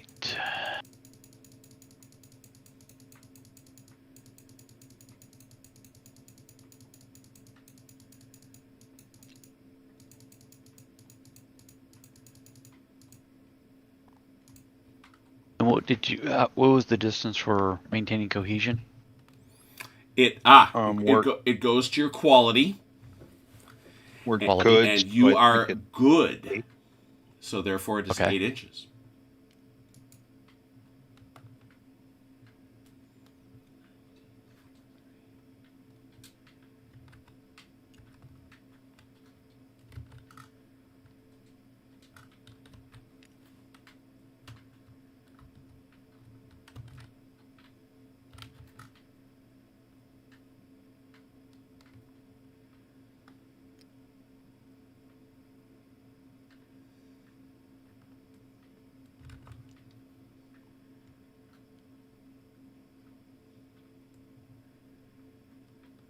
Stats in the Stuart are right.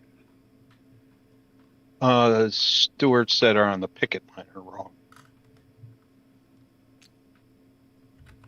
You have them marked as half tracks. You have the stats for half tracks on them. These guys. Ah.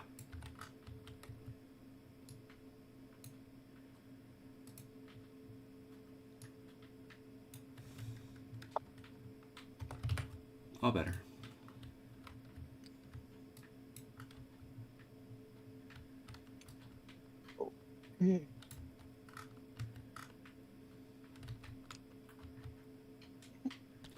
And remember, 120 degrees spotting. Bear that in mind.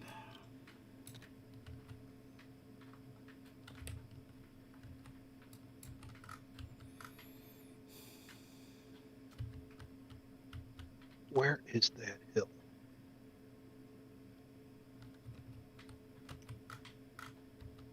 Is that hill like right here?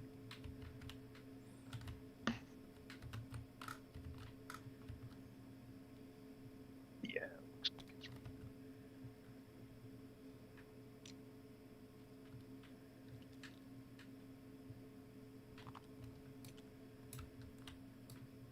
And the units can be as far away from their battalion headquarters as they there's want. Is that right? Yeah, exactly. It's within the unit that it matters.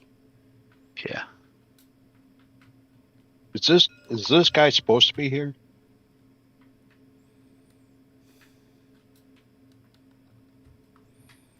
37th tank. Sorry, who's that? No, he should be There's- over here. He should be over here with the. What'd you do with the rest of the 37th Tank Battalion? I didn't touch him. But who are you moving? Yeah, was that here? Yeah, Yeah, that's where I had him. yeah, but he's got it. That 37th Tank Battalion has to be on this side of those trees. They got to be right there. Oh, okay, that's fine. So all the 37th has to be where then? The They got 'em spread out farther. That's A company. A company of the 37th has to be here, out of those trees. Out of the trees. Okay. Actually, no, I take that back. They've got to be within 12 inches. You see, take a look at your map. They got to be within. Oh. They got to be within 12 inches of that. Okay, I'm sorry. I totally missed those unit markers on the map. I was looking at the lines. I didn't realize the. All right, we can fix that then.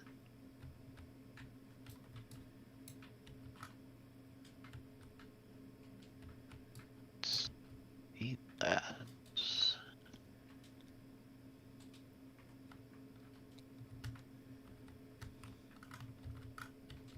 And I'm assuming that this game has hull down. Nope, sure doesn't. Nope. Nope. It wouldn't. It's not. It's at this level. No way. It's not individual tanks. Then why bother? Why do they bother having crest lines? Then? Line of sight.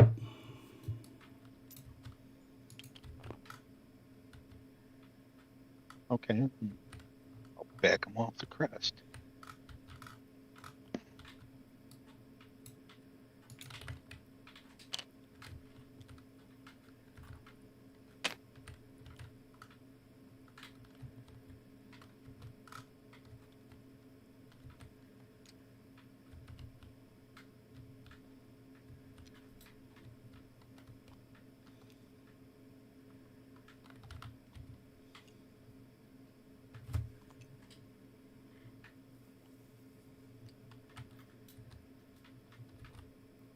I have to be on the line or within 12 inches. You have, according to this, for which unit you talking about? The picket line. Which unit? Oh, it would be the 25th Cavalry Squadron and 704th Tank Destroyers.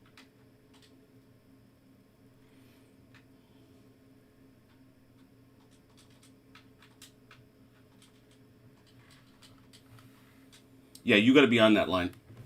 Behind it, obviously.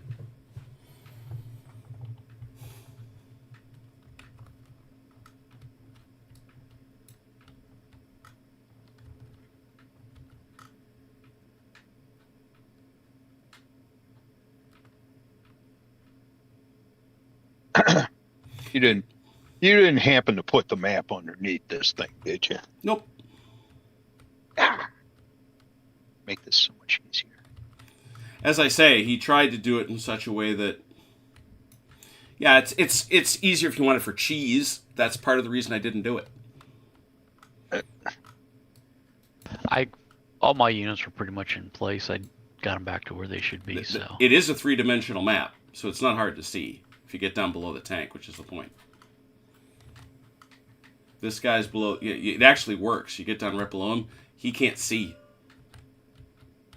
Right. This guy can. And they can't. Okay. And they can be seen. So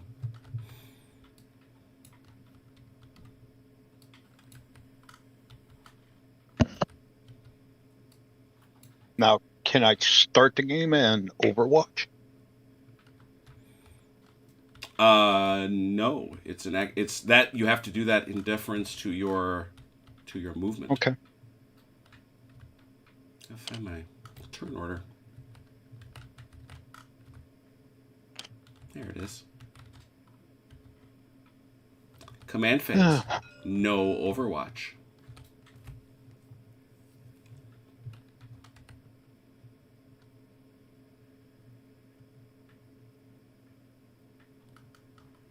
Past page 33.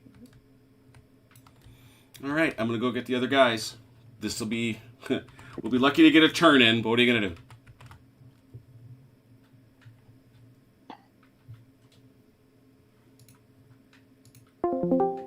Sure. Hi campers.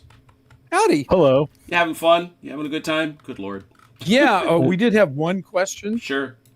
No, I'm sorry. We have two questions. Please. First, are we allowed to see what they're doing right now? Because we can. Yeah, you're fine. Yeah, it's good. Okay. Oh, good. We were afraid we were seeing. You're something perfectly we fine. weren't supposed It was assumed. Remember, distances are what they are, so it's not like you're going to be able to see them easily. But go on. to. Okay. And the second part is you mentioned one of the groups, or I'm sorry, two of the groups. Is it F and M Yes. they can come in on the east edge of the board? Oh no, that's these boys. That's the 113th. Oh, okay. Yeah, we were confused about which one it was. Okay, perfect. Thank you. Mm-hmm. Okay, so F and M deploy anywhere on their line, on their On that line. picket line. Yep. Right. Okay, gotcha. And, All right. and you're gonna throw F and M out there as markers. I'm now gonna grab all the other markers and put them in the magic bag of holding. And what is the ones that are coming in on the east side? Was there a delay on their arrival, or did they arrive immediately, or what? Yeah, I know there is a rule on that, and suddenly I was interrupted in my thinking to find it. Let me I'm do sorry. that. No, it's not your fault at all. It was me. I thought I saw it. There it is. Is this it? Is this it? Yes.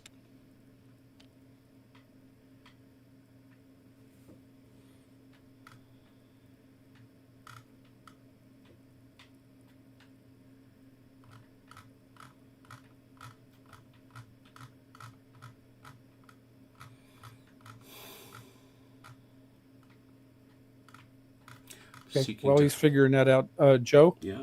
I'm going to Mhm. put F and M to slightly to the right of his line of Stewarts there on his line. Okay, Uh, go in- ahead. in the field of Grim there. Ah, The- Field of it's, Grim. it's beginning on turn 4. Okay. On turn 4, you will roll a die on a 3+. Beginning turn 4, you roll a 3+. It will take a full turn as it moves on from its previously selected edge. So you're going to keep rolling, and you need a 3+. Gotcha. Okay. All right. And- So that's not Yeah. as sure. Okay. No worries. And then the other question I have, because I've already forgotten, Sure. these chits, which we're going to put out as deployment, right? Yep. What do they represent again? What units do they represent? Fair enough. There's got to be a better way to do it, but I don't know what it is. Oh, I know what it is. It's to give you guys the actual OOB. I will do that for next week. That actually probably would get it done. Which ones did you choose? We chose these 4 right here. What are their letters? Sorry. B- K. Go Let's ahead. see. Bravo, India, Delta, Bravo. and Kilo. Bravo is this charming little recon group right there. Okay. Okay, so There's your first guys right there. Okay, so that's Reiki. Next, Okay. Okay. Next was India. India. That is a koi of motorized panzer grenadiers. That's your infantry. Okay. Okay. Cool. So that's the infantry. I'm going to put them down here because I know what that means. I for infantry. No worry. There you go. Next is Delta. Delta. Delta is that group with your 120 millimeter mortar. Okay. So those are dead. Those are you want furthest in the back. Yeah. And then the last is Kilo. Kilo That's got to be the is tanks. yes. That is your 3 Panzer 4Hs and their tank riders. Okay, gotcha. Okay. All right. So yeah, you can put the tank riders up with the just behind the recon guys probably, Yeah. and the infantry following up, and then of course the mortars. All in the right. rear. So go ahead and you need to place your 2 guys. Do we do this now? Place Yes. your guys on. Yes. If you're ready, we're ready. Okay. Yeah, they're out there. Um, Just place your pickets. Okay. Not Where's the not these markers boys. for them? That's F them. and M. That's Right them. there, they are right there. Mhm. Okay. Oh, that's F and M. I'm sorry. Where's the marker for the? The 113th. Yeah, F and M. That's right. Yeah. Duh. Yeah. Okay. Let's see. Who's Foxtrot? Foxtrot is the infantry. Got it. All right. And by the way, in Um, every case, you're probably going to want to bring. I mean, it's up to you. You can bring them out in vehicles or not. Right. You know, they can be loaded or not. It's up to you. Well, considering they are in proximity of potential enemy contact, Yes. they will not be in vehicles. But at the moment, they are blocks. They will be blocks. Yeah. All right. Let's see. Foxtrot and Mike. Mike is the armor, right? Mm-hmm. And we can go ahead and place them, right? Yep. And it's anywhere along that deployment line. Can you show me how deep does that basically Well, you even can with take a their look guys, here. right? You take a look right here. It's actually, you can get down to the ground. There is a rise there. Yeah. There is a rise. Yep. It starts right about here. Oh, I can barely see it. Yeah. Okay. Boy, it's not much elevation. Yeah. But there it is. But you can see Robert has graciously enough arrayed himself on top of it. Yes, he has. So you're his going to lovely want to silhouettes. you're going to want to come back. You're going to want to come back into the valley, which is down about here.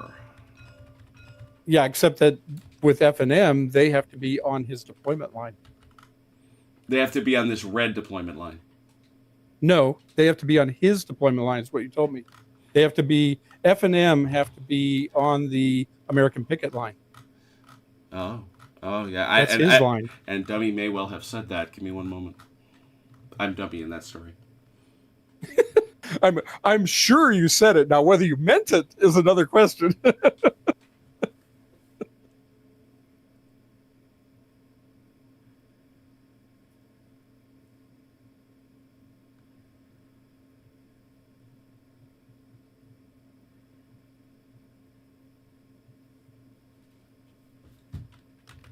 I'm going to let you place first because then that'll help me determine where I'm placing. Yeah. Well, as soon as we get this figured out, I'll know where to put F and M. So. Yeah.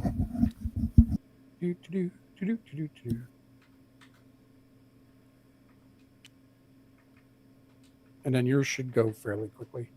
Yeah. Yeah, I'm just gonna put them in a formation. You know, because they're going to be sweeping left also. So Right. We want to overwhelm that Stewart line. Yeah, you're going to be. Yeah, you're up on that line. You're right. Yep. Okay. Good deal. well, All right, there you so go. F is good, and M will be back here. And we are golden And then all your for now mine. all the other guys. Now you get to know where these guys are. Remember that. You know who this is, right? Right. Yep. You now place them inside your deployment area.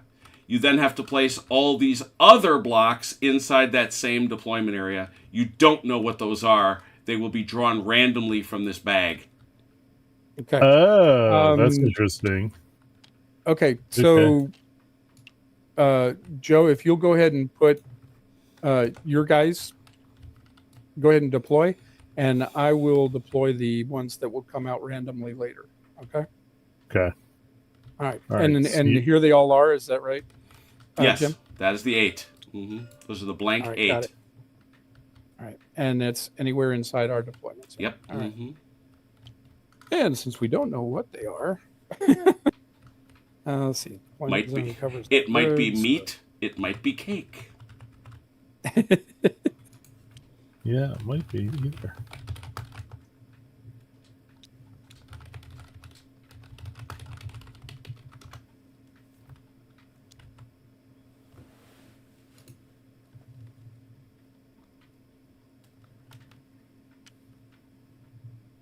They're actually a little far up.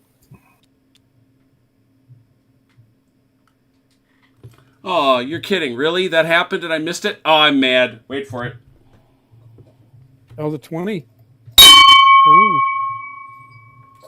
Very nice. Very, very nice. People wanted to come and watch me fumble around with Fistful of Toes. That's all right. That's groovy. Yeah, well, it's this has the potential to be a really cool system. I'm just really curious as to how it's going to go.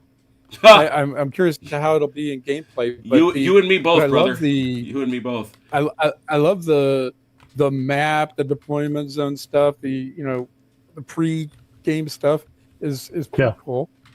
I'm enjoying that. So we'll see how it goes as far as. And Joe and I have an over and under on how long into the game before Robert gets thrown out.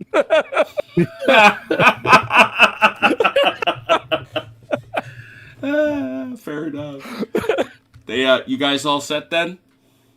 Hold on one I second. am set. Are you good, Joe? Sure. Oh. Is that what you were expecting me to deploy? That is precisely what I was expecting you to do. Okay, well then we're good. Okay. Very good. Let's go back to the main channel. All right. All right.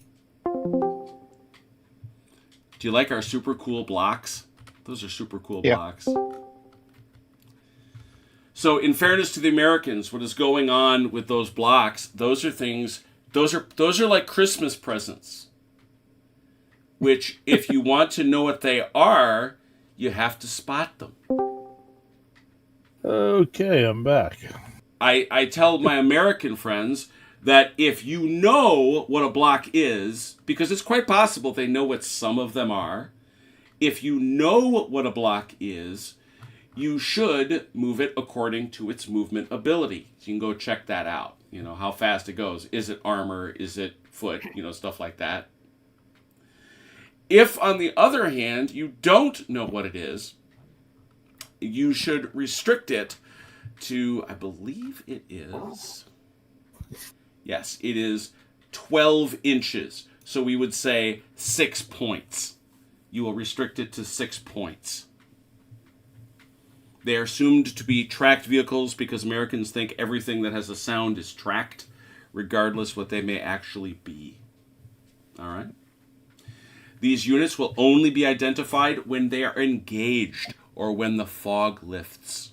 Ooh. When engaged or spotted, we'll go through that when that happens. But it's only when they are engaged or spotted. All right. Let's try one turn. We could try a turn. And we will do it now. Death, fog blood. Jim, What? I have one question. Mm-hmm. I hate to do it on open, but Mm-hmm. there's one unit that comes in later. Yeah. Do I have to have already predetermined its arrival Yes. location? Yeah. Send it to me. Okay, That's fine. I haven't done that. Okay, It's perfectly All right. fine. Send it to me. Yeah, we're not going to do this because you'll see why, but I can't resist it just to watch. Check it out, folks.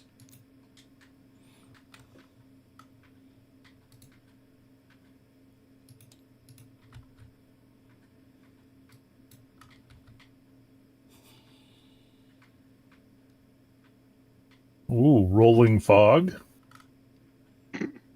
Interesting. There was indeed dense fog at Arakor. It's not as terrible as I thought it was. Oh, it's really... Oh, No. pull out a little bit. Hey, you can't see the map. Oh. You can't see the table. Uh, But when you're down here in the field, it works just fine. Achilles won't be able to see the table. why does he play from high up? Yeah. yeah, I do. But for those... That's kind of spectacular. Turn that off. All right, I sent Oh. it to you. Thank you. All right. Well, the attackers in this instance, in case it's a shock to anyone, are the Germans. So they know what they got to do. They know what their goal. Do we? We've spoken of our. Well, we have spoken of your mission, sir. Whether or not Yes, you would. we know what the mission is. Now it's the sequence of play. What do we? Oh do dear first? Lord! Yeah, I make no promises in that respect. First thing you do. The Yeah, we attacker places reinforcements. Why are you doing that, Robert? Why are you doing that? Why do you think I would ever want you to do that? Joe, did you have 10 minutes? Yeah, I thought of that. I seriously thought of that. All right. So, as indicated before I was rudely interrupted, yes, we're going to go through the attacker turn. We're just going to go through it sequence by sequence and see where it breaks and make notes. Here we go. Command phase. You do not place Overwatch in the command phase. The attacker places any reinforcements. There are none. Area fire phase. There is no Overwatch. We would remove any suppressed A markers. There are none. We would remove any sustained barrages, any smoke, and any irritant chems. Didn't bring any of those, did you, Achilles? I don't think so. I got some in the corner over there. Oh, okay. Yeah, I bet you do, man. I bet you do. The attacker would not place an airstrike if he had it. Yet. There will be one coming, but it's not there yet. The attacker would roll for available fire units from artillery support groups. Regrettably, the Germans have none. The attacker would place barrages. We don't have those. So we have moved on. We are now into the Overwatch first phase Defender. Well, the Defender couldn't do anything. Movement. Attacker moves. But let's observe that the Defender may conduct Overwatch fire or shoot and scoot at any time. The Defender stands pivot if eligible, and then quality checks are taken if indeed Overwatch fire occurs, which cannot happen. Attacker move. Okay. All right. Go, Joe. All right. And please recall, you can't see past 18 inches at this time because of that fog. And we can't measure. 16. He's correct. Thank you, Robert. And you can't measure.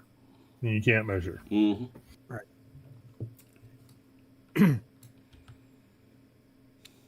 All right.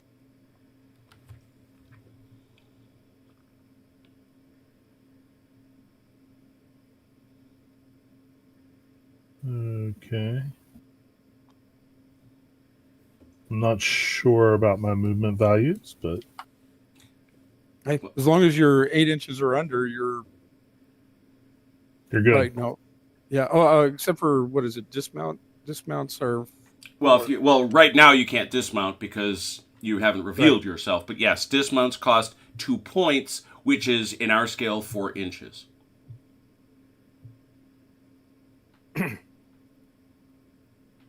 So, just so I have this, and I'll try to remember for the rest of the game. Mm-hmm. The movement movement points are doubled. Yes. So if you use them for pure movement, yes. Right. And so when someone said 6 is the normal movement, were they talking about movement points, or were they talking about movement inches? Well asked. They mean inches, so therefore 12. So therefore 12. Mm-hmm. Okay, well then we're going to move further. Mm-hmm.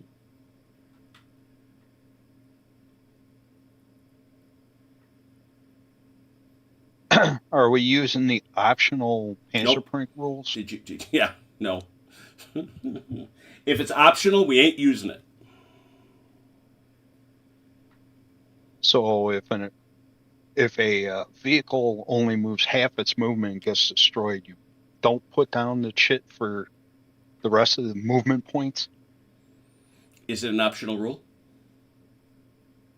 From Panzerpranks, as World War II is fought in the movies. I think he's just messing with you. I fear no, so. it's an actual game. I'll show it to you sometime, Jim. It's hilarious. Okay. Okay.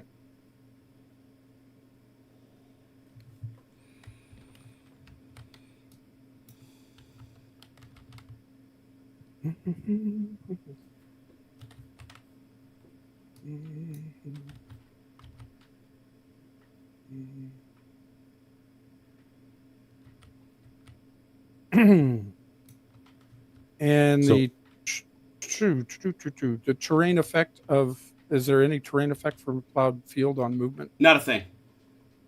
All right. Those hedges aren't there either. Well, they're there, but they don't matter. They're there, but they don't matter.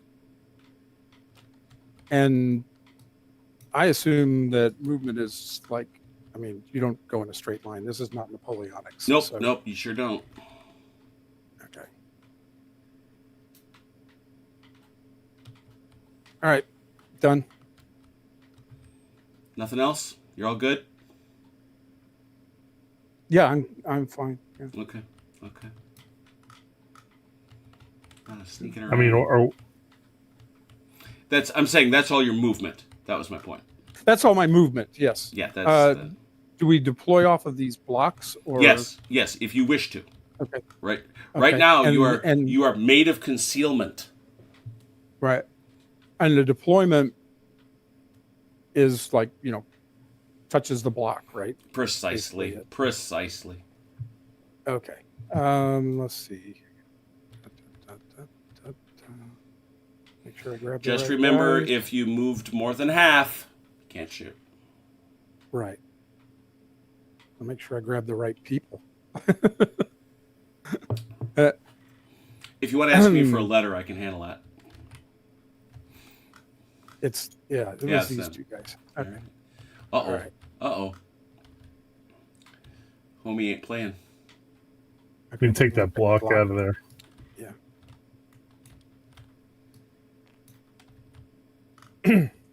All right. They didn't move at all. Mm-hmm.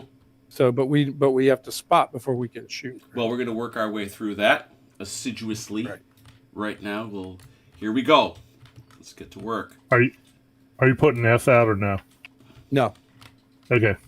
All right, F ain't coming out. All There you go. They have shown themselves. They have exposed themselves. Quality. Yeah, there's none of that. Okay, close combat phase. No, none of that. There ain't no close combat there. Overwatch, last phase, defender. No, fire phase. All fire in this phase is simultaneous. Results take effect after all firing is done. I believe after movement, defender stands pivot if eligible. Robert? Not a shock. I don't know how I feel about a M8 taking on a couple of Panthers, but what are you going to do? Yeah. Oh, dear God. Whoops. That one decided to leave. No, I hit the wrong button. He said, "Bugger this." It is your intent that this M8 is showing his butt. Yeah, you can't shoot at it anyways. All right, I'm asking the question. Now these chits on the left here that he's pivoting towards, Mm-hmm. they're not spotted. Correct. Can he pivot towards them? No, he cannot. That's a good point. You can't pivot these guys. You can pivot to face him. Nothing else. That's a good point. Thank you. So Well, they can't pivot toward the sound. Talking about earlier. Well, You the deal don't with know that. where the sound is. Yeah, well, that can't shoot. That can't shoot you. This can't shoot you. There's no threat. Okay. You know how sound travels in fog, though. That's it's true. Like almost impossible. Well, it's to tell it's which direction it it's is. the story I posted out of the Bulge. One of the things the Americans did to hold back Kampfgruppe Piper was have a truck drive around with chains at the back, and the Germans were convinced they had tanks. Just because of the weird way sound carried. So there it is.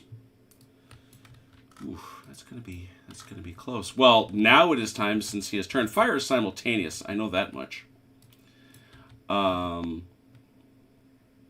All fire in a phase is simultaneous. Results take effect after all firing is done. Attacker fires. Defenders But withhold. we have to see them, right? Well, right, but the thing with that is it's not even a die roll. Here, I'll show you. Oh, okay. We'll take a look at your quality chart, by the way. since you are considered fair. You are fair, you'll recall. Yes. And therefore your quality number is a 6. Your cohesion is an 8. You're doing just fine. Your to hit is a -1. So let's remember that. Obviously, we have no problem of priority. Spotting chart. Here we are. Target type is a vehicle. It is stationary in the open.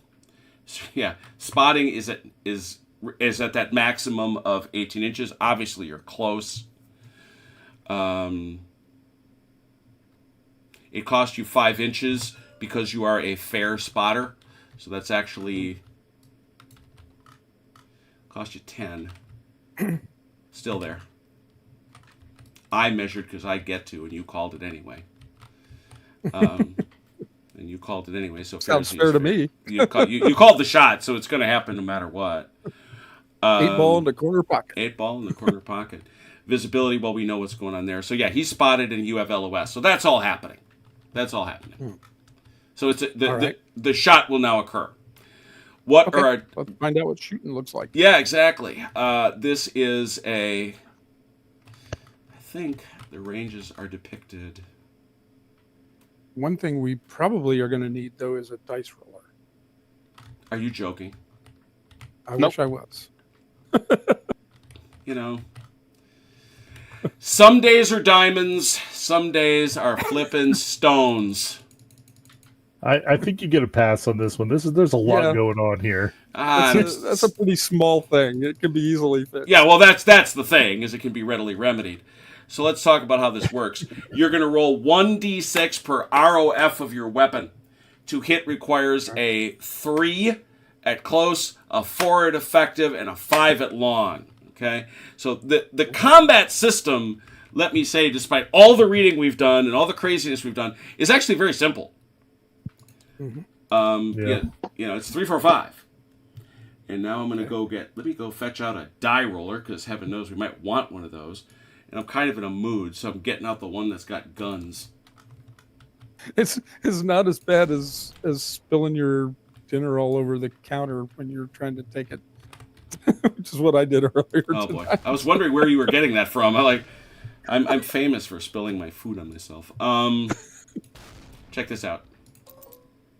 Yeah. Oh, it makes noise. Awesome. Yeah, I figured you'd Love want it. that. And so you get one, and our friend Joe gets one, and OJ gets one, and Robert gets one. That's only fair.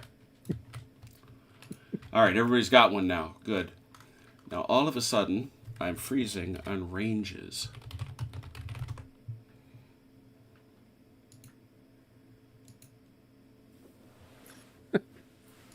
One of these days, he's going to give one of us one that only makes like a bow sound.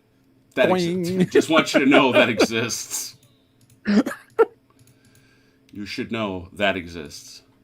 Everybody else is going boom, boom. Then you press yours and it goes boink. That is. Are you talking about the range modifiers or the range of the Panzer? I know what the range of the gun is, because I actually put on the thing. But I got to figure out how that gets calculated short, medium, long. I'm pretty sure Now, it's half and doubled, but it's each of these stands that are firing, right? yes, So- each tank gets. Okay, so Go ahead. can I choose different targets for them? You certainly may. Now, the rule said that I have to shoot at closest. Are they both required then to fire at that gray? No, gun, because or remember, one- you I can soak off. You can Yeah, soak that's right. off. Okay, gotcha. That's right. So there's where does it probably deals with ranges in some very elemental part of this, doesn't it? Probably. Oh, you're talking about like what do the range bands mean? Exactly. I get you. And how they calculate over against. This thing doesn't have an index, guys. Oh, it does. It does. I was about to be super mad. Page 1 for shooting. 39. It's like you cannot have a 400-page book and not have an index. You just can't. Many British authors would disagree with you. You fill me with hate, sir. Anti.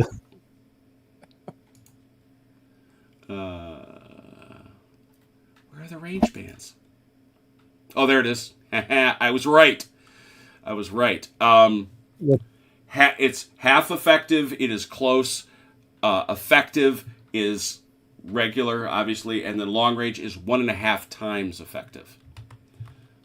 So, which is its basic range. So, this gun is at this range. It has a range of, and all these ranges are adjusted. Oh, good lord! It's a 20-inch range. Why did I even 20. bother? It's close range. Yeah. Good lord. So this is. So what do you want to shoot at, Achilles? The only okay. issue is you may not, just bear in mind, because of your fair spotting ability, if you go past that guy, you may be limited in your ability to see. Right. Okay. This one is going to fire on the Greyhound. Mm-hmm. All right. We'll start there. You don't have to call it. You don't have to call it in advance unless somebody else is shooting at the Greyhound. Oh, I thought that I had to call all the shots. No, you call everybody that's firing at one target. Ah, gotcha. Okay. Yeah, he's the only one firing at the Greyhound. All right, he's firing at the Greyhound. That is close range, and he has a ROF of 3. Now we may return to this helpful chart, since the very basic thing was not on the chart for reasons that I can't quite deal with. But there it is. This is short range, which is a 3+. Your fire quality to hit, unfortunately, is a -1, which takes you to a 4. Anything else? I don't think so. No. 3 dice, 4+. Okay. I got 1. Yep. Well, that's what it's going to have to be. Now, what we do is we work our way through this. Obviously, they don't have a terrain save modifier. We know that much. We don't need a missile procedure. We don't need that. Yeah. For each hit that isn't saved, you're going to roll a number of dice equal to the weapon's penetration minus the target's armor. So, what's the penetration on a Panther? 8. What is the target's armor to the front? 3. So, Achilles, you are going to roll 5 dice. For each 6, the target is if you get a 6, the target is destroyed. On any 4 or 5, it owes a QC at the end of the phase. Okay. So 5 dice. Yes, sir. All right. And I got 2 6s. It's dead. But it gets to shoot back. No, it doesn't. It doesn't have Overwatch. It Oh, I thought fires- this was simultaneous. It fire. is if it had Overwatch. Oh. It was unprepared for you, sir. It was unprepared. So this But sucker, it turned to face me and everything. I know. Yeah, I that's know, the because he got his 3. So 1d6. We now know this. We now know this. This is easy. It's 1d6 for a 4. Okay. Oh, sorry, 3d6. 3d6 for a 4. Yeah, you get 3 shots. 3d6 for 4. Yeah. All right. And he's within sight range. Yes, I checked that. I got 3 of them. I checked that. Okay. That is most valid, however. For every hit, wow, that is wicked. For each hit that isn't saved, you roll the number of dice equal to the pen minus armor. So I believe that's 5. 4. 4. 4 and 4. 4 is the gap. So 4. Okay. 4 times 3, so 12. 12 dice. Jeez. That's vicious. Okay. Well, I wouldn't get caught out with an M8 against a Panther. I just wouldn't.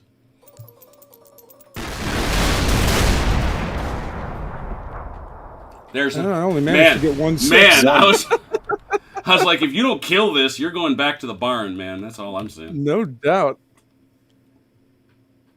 You'd have to turn in your tank jockey badge. No doubt. Because I can't roll dice. Because you cannot roll dice. You cannot. All right, that's it. That's what happens. That's how combat works. Even though we read a lot of things, that is how combat works. Well, that part's pretty simple. Yep. That's for sure. No hold fire, no quality checks, no overwatches, final phase, resolve any house. Okay, yeah. That's it. All right, let's flip it. When do question When do negative effects from combat hit the defender? Is that in their phases? For example, what? For example, well, maybe there isn't in this game, but for like this is, I'm assuming that this is a unit. It is. Okay. And so if a unit takes 2 casualties, When, okay, is there anything that happens to the unit or no? No. not until not for that unit. There's 2. Yeah, it's got it'll owe a Gotta go to quality. 2/3. Yeah, it'll owe a quality check at 2/3. So 1, Okay, 2, okay, 3, gotcha. 4, 5, 6, 7. So it's got a. Okay. It'd have to lose 1 more. It's got a threshold then. Yep. Okay, gotcha. Gotcha. It would have to lose 2/3 of 7, 14 thirds. 2/3 of 7 is what? 4 and Is 4 point something. 2/3 is sorry. 2/3 of 7 Or is it 5? 2/3 of 6 Is- is 4. Right. Right. So it'd be Okay, you're so right. It would 2/3 probably be 7. 5. Yeah, it'd be 5. It'd be 5. Yeah. And is it at exactly 2/3? Is that right? 'Cause At they're 2/3, right now. at 2/3 they have to check, and then every time they take another casualty over that, once they're there, they have to check. They owe a QC. Okay, so they do owe a check then. No, because they're No. not at 2/3 yet. It's when they They're at lose 5. 5. It's when they lose 5. Oh, okay. I thought it was when they reached that number. No, no. Okay, gotcha. All right. Yes. Now I understand Joe's question. Makes more sense. Cool. Yeah. I'm gonna go to the chat and see if anybody's screaming at me. Give me a sec. We've brought out the Fistful of Toes group. Yeah. Yeah. Well, that's Hey, you know. Hey, all you people in the chat, I think next time all of you just write everything in all caps. So you're all screaming at him. Thanks. That'd be great. That would be my favorite. Tag Cyrano and write everything in all caps. Because I like nothing better than that. Oh my god. Okay. All right, allies. Let's remember your very special rules, right? Right now, in terms of how things lay out, you got.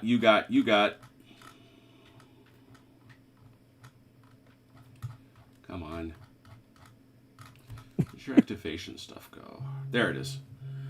Yep, they're good. All right, so the picket line has been contacted, which means the 37th the 37th HQ is activated. Okay. So you've got the picket line activated and you've got the 37th HQ activated. Let's rock. Yeah, let's do it. Let's do the bottom half of a turn. It'll be awesome. The attacker places any reinforcements on the board. The defender, in this instance, would do that. There are none. No suppresseds, no sustained barrages, no airstrikes, no available fire units. There is no barraging available because those units are not awake. And there's way too much fog anyway. All right, attacker moves. Go for it. Defender. Defender moves. Thank you. I was just reading off the thing.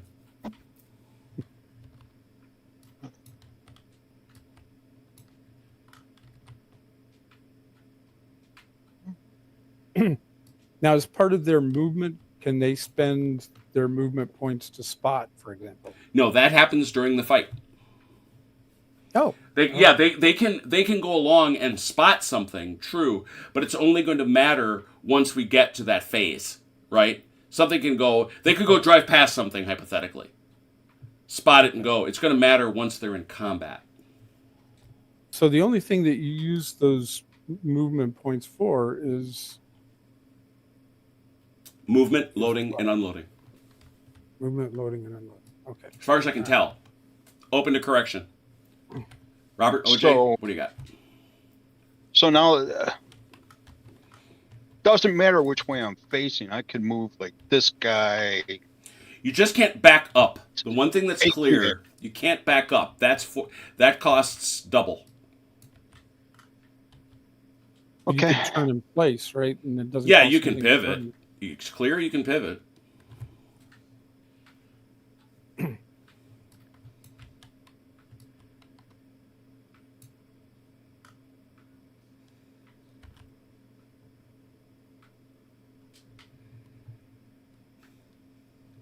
9-wheeled, baby. High speed. You blame him? Low drag. You blame him? Not really, no. Now that one went over the stream. Doesn't that cost him? Oh. Yeah. Oh, yeah. Yeah, got duck. Can't do that stream thing. Well, and the hedges? Hedge isn't there. Hedge is not there. Oh, okay. Hedge is lovely and aesthetic.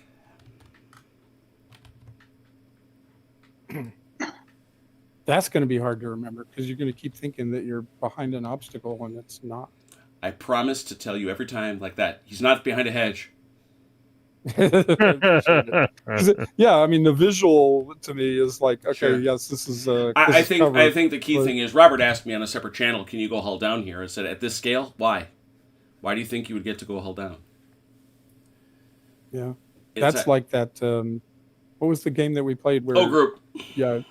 Ah, yes.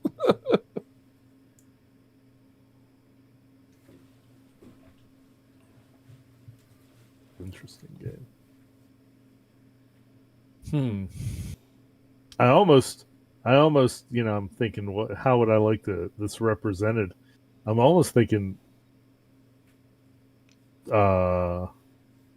6 or maybe even 2 millimeter. Oh yeah, With multiple, yeah. This is a multiple, This is a 6 millimeter game for sure. yeah. With I'd almost like to have multiple tanks on a base. Remember, that's expensive. This movement into town. I suspect you have the move. They've got 18 inches of movement. Okay, cool. Those tanks done went and hid, or tank destroyers. I don't blame them. That is all the movement. 37th HQ want to do anything? I'm just asking. Was that mine or yours? You OJ. take the 37th for right now, Joe. Or That's OJ. OJ. I'm sorry, what was Other that? Joe. The other Joe. The HQ of the 37th is awake. Yeah. I just didn't know if Okay. you wanted to do anything with it. Probably not right this minute. Okay. He said uncertainly. Okay. That it? You got any shots? Yeah. Because there's no reason. Well, Yeah. maybe. tell We'll me. try and shoot. Or we'll try and spot this. And from where? Here. Okay. Well, that's very fair. And now your guys are good. They are not merely fair, they are good. And therefore we look here and we determine that the good modifier for such things, where'd it go? I will get used to this. Good. There it is. Quality number is a 4 to hit modifier. They get a +1. That's nice. That's very nice. And as a result, they will not get a -5 on their spotting, so 8 inches. Here we go. Too far. Wrong Wrong target. one. Wrong target. Wrong one. It's still Why too is- far. Yeah. Too far. Why is it 8 inches? Because the fog. You said 16 inches. Ah, yeah. Thank you. Spotted. Yeah. All That right. is- so they have been engaged. They have been engaged. So what do we got there? Bring those boys out. They have Robert. been engaged. Bring those boys out. Here they come. Here they come. Uh-oh. Do. All right. Naughty anti-infantry fire. Look at that. Yep. All right. Well, they've got a rate of fire of 3. A 3. They're -2 anti-infantry. Not very effective. Not very effective. Yeah, you'd think they would be good at that. But regrettably not. And anti-infantry fire. So, what range do we find that to be? What range? It was you- 13 and something. 16, so Yeah, it's It's 13. Yeah, 13. And their actual range is 16. 16. So it's effective. It's effective.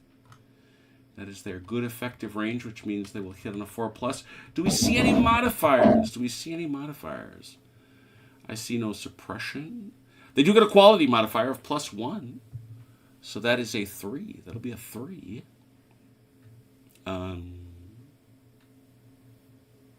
Anything? I don't think so. What's their ROF, Robert? 3. 3 for 3s. Am I shooting at the entire group or? Oh, that's right. It's base to base. Thank you. Which base are you shooting at? I believe I can shoot one You at can, each. but there are negatives to that. Yeah, what's the negative? It's a -1 each. Fire combat, very exciting. Target priority. Overwatch. Wait till we go after each other with e-tools. Oh boy. that will be quite the thing. That's anti-vehicle fire. That's not what I want. Procedure. I do want to.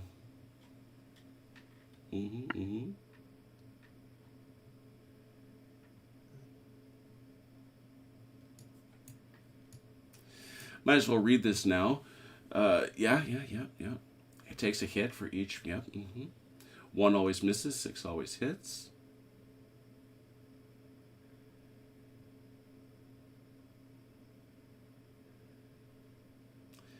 The first hit well, here's something to consider. The first hit causes a QC. Each additional one causes it to subtract 1 from its QC. Okay, I'll just shoot at the middle guy. Infantry stands only have to make 1 quality check per phase, no matter how many checks are made against them. So it is 3 for 3.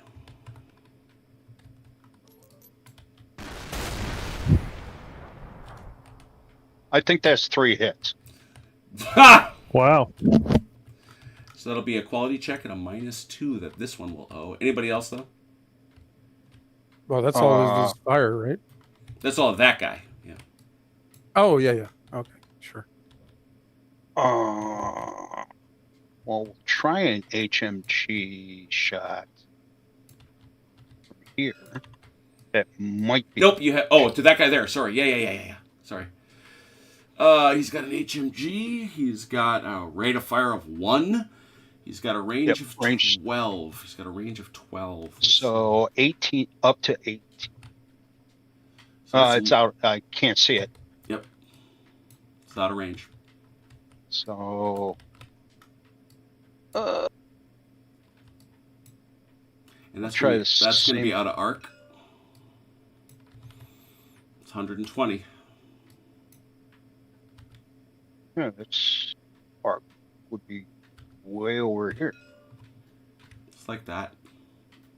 That's 45. No, that's 90. Remember, it's half. 60 and 60.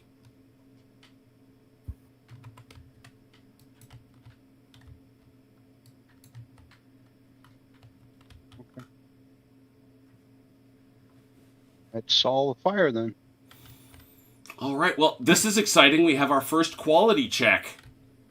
I got to figure out how to mark that. I think what I got to do is stack them up like this, because they owe.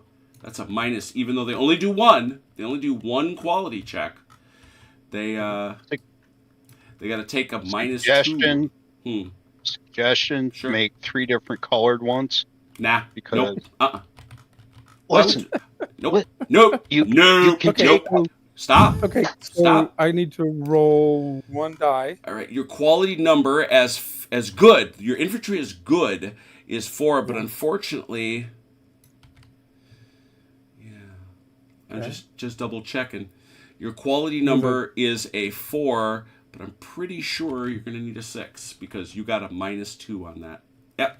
Need a 6. Yeah, so 6 is the only. Yeah, 6 is the Only thing to save you. only thing that works. Nope. Just missed it. Oh, just missed him, so he's dead. Where's our casualty pile? Where are we making that? Where were you feeding the prune bear? I'll put that here for now. One thing's for sure, things sure do go away quickly in this game. Oh, yeah, yes. that's for sure. Yeah. Well, when a greyhound and a steward get hit by panthers, That's probably what should happen. No, I'm not saying it's wrong. And these boys and these fellas, unfortunately, got caught out in the open. Yeah. You know, that platoon got caught out in the open. although the steward almost did survive. Yep, it did. Achilles rolled 12 dice and managed a single 6. I don't know. rolled 3 dice and I've got never three. asked I've never asked a dead man whether almost surviving. Really I hate it when you do that. You know that, right? That's such a thing. All right, I'm gonna say that now, and I'm looking forward to this game clicking. I really am, because I think this has some things that could be a lot of fun in it. I really do. We'll see. I think that's it, right? That's a whole turn. Nothing else. Yeah. Anybody to do? Yeah. Sounds right. Yeah. Well, yes, please. I was just, because this whole time I was looking for that rate of fire reduction. Yeah. For multiple targets, which you said, you were talking about it being modifiers on the hit roll. Mm-hmm. It's not modifiers on the hit roll. What it is that the rate of fire goes down. It's rule 13.4.4. The rate of fire goes. Go ahead. No, I'm just saying. Look at you. Thank you for that. Yeah, the rate of fire goes down for every additional target. So if you have a rate of fire of 3, and you choose, You fire at 3 targets, it would You go can't down fire- to 1. No, you won't be. You won't be able to. Therefore, won't a be able stand to. with an ROF of 3 can fire 3 shots at 1 target, or 1 shot each at 2. 2 targets. So it has nothing to do with the hit modifier. Right. Correct. Thank you. That is exactly right. Yeah. I see the rule. That is super helpful. And I actually like that. So Yeah. There's a logic to it, anyway. But interestingly, this applies, same rule you just cited, this applies to vehicles and towed weapons. Infantry stands do not lose 1 ROF when switching targets. right. Yep. So I'm not sure that infantry has that much by way of ROF. I don't know. Let's see. They have a ROF of 3 to 4. Oh yeah, and that it's 4 Random. unless they move. Right. Yeah. So it's 4 if they don't Yeah. move. 3 And, if they move. and these boys have both LAW and MAW penetration weapons. So Right. they're even though they're at close combat range, so they got to sneak up on the tanks. Right. Yeah. More of a defensive weapon than anything else. And of course, I'm dumb and I forgot to get pictures. So let me dash around the field. Our friend Doug, friendly contributor and regular participant in some games, he is pointing out that this game starts to really haul once everybody understands the rules. I believe that. So that could be a couple of months, but still. Yeah, we'll see you around Christmas. Around Christmas, we should be good to get in a really good game. We'll be going really fast. You'll see. By 2026. By Christmas, we'll be ready to take this to Leipzig. Right. What? Ooh, What now? the modern battle of Leipzig. Warsaw Leipzig, Pact there you go. versus NATO. Well, I will tell y'all that a couple of things. Number one, there is the reason I bought into this finally is because I was able to get 2 really, really good scenario sources. Number one, Little Wars TV, whom I love a lot. They have this scenario. This is where I got it, Doug, by the way. At Little Wars. Available for free. Download it. Go get it. They're the best. Throw them a buck in their Patreon. Why wouldn't you?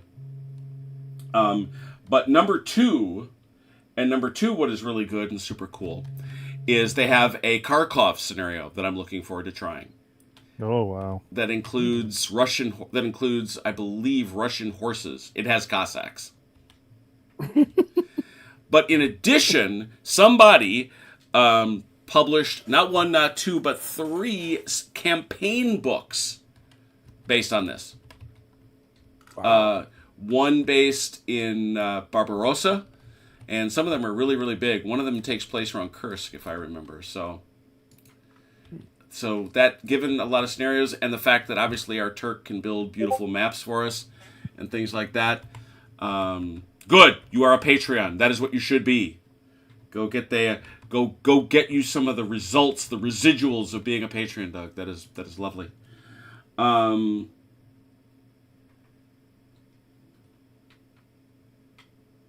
Any modern scenarios out there? Interestingly, not as many.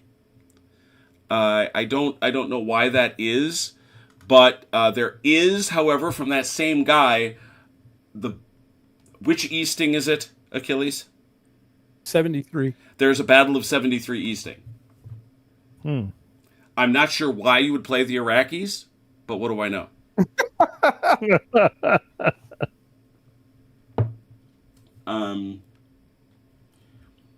Tritarch and Doug are having a lengthy conversation about what happens in the modern game, so that's cool. Because you're a masochist. That's the only reason.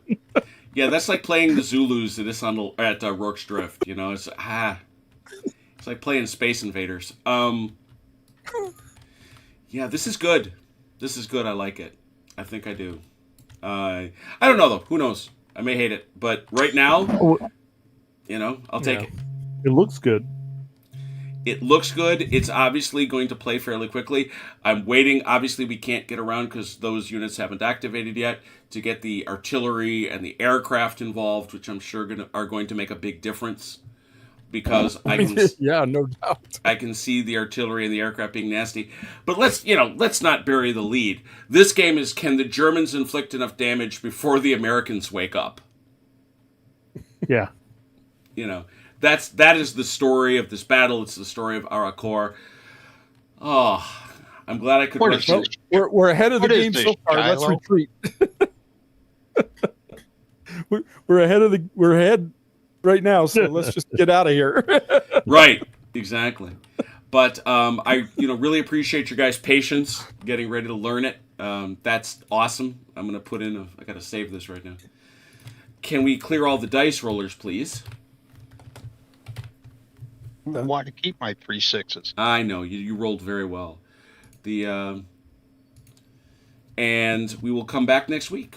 We will come back next week and do more A Fistful of Toes, Battle of Aracor. Tomorrow, join us as we bolt on the advanced rules for Grimdark Future and finish up our battle of definitely not, don't you dare ask, Scarif for Grimdark Future, with all sorts of other interesting things that may address some of the concerns raised about the system last time. And on Saturday, oh yes, we will continue the 1809 Spring campaign for Snappy Nappy. So lots of really cool games coming up. Hope you can join us for them. In the meantime, thanks to those who watched, thanks to those who played. Until we meet again, please take care of yourselves and one another. We will talk soon. Pause.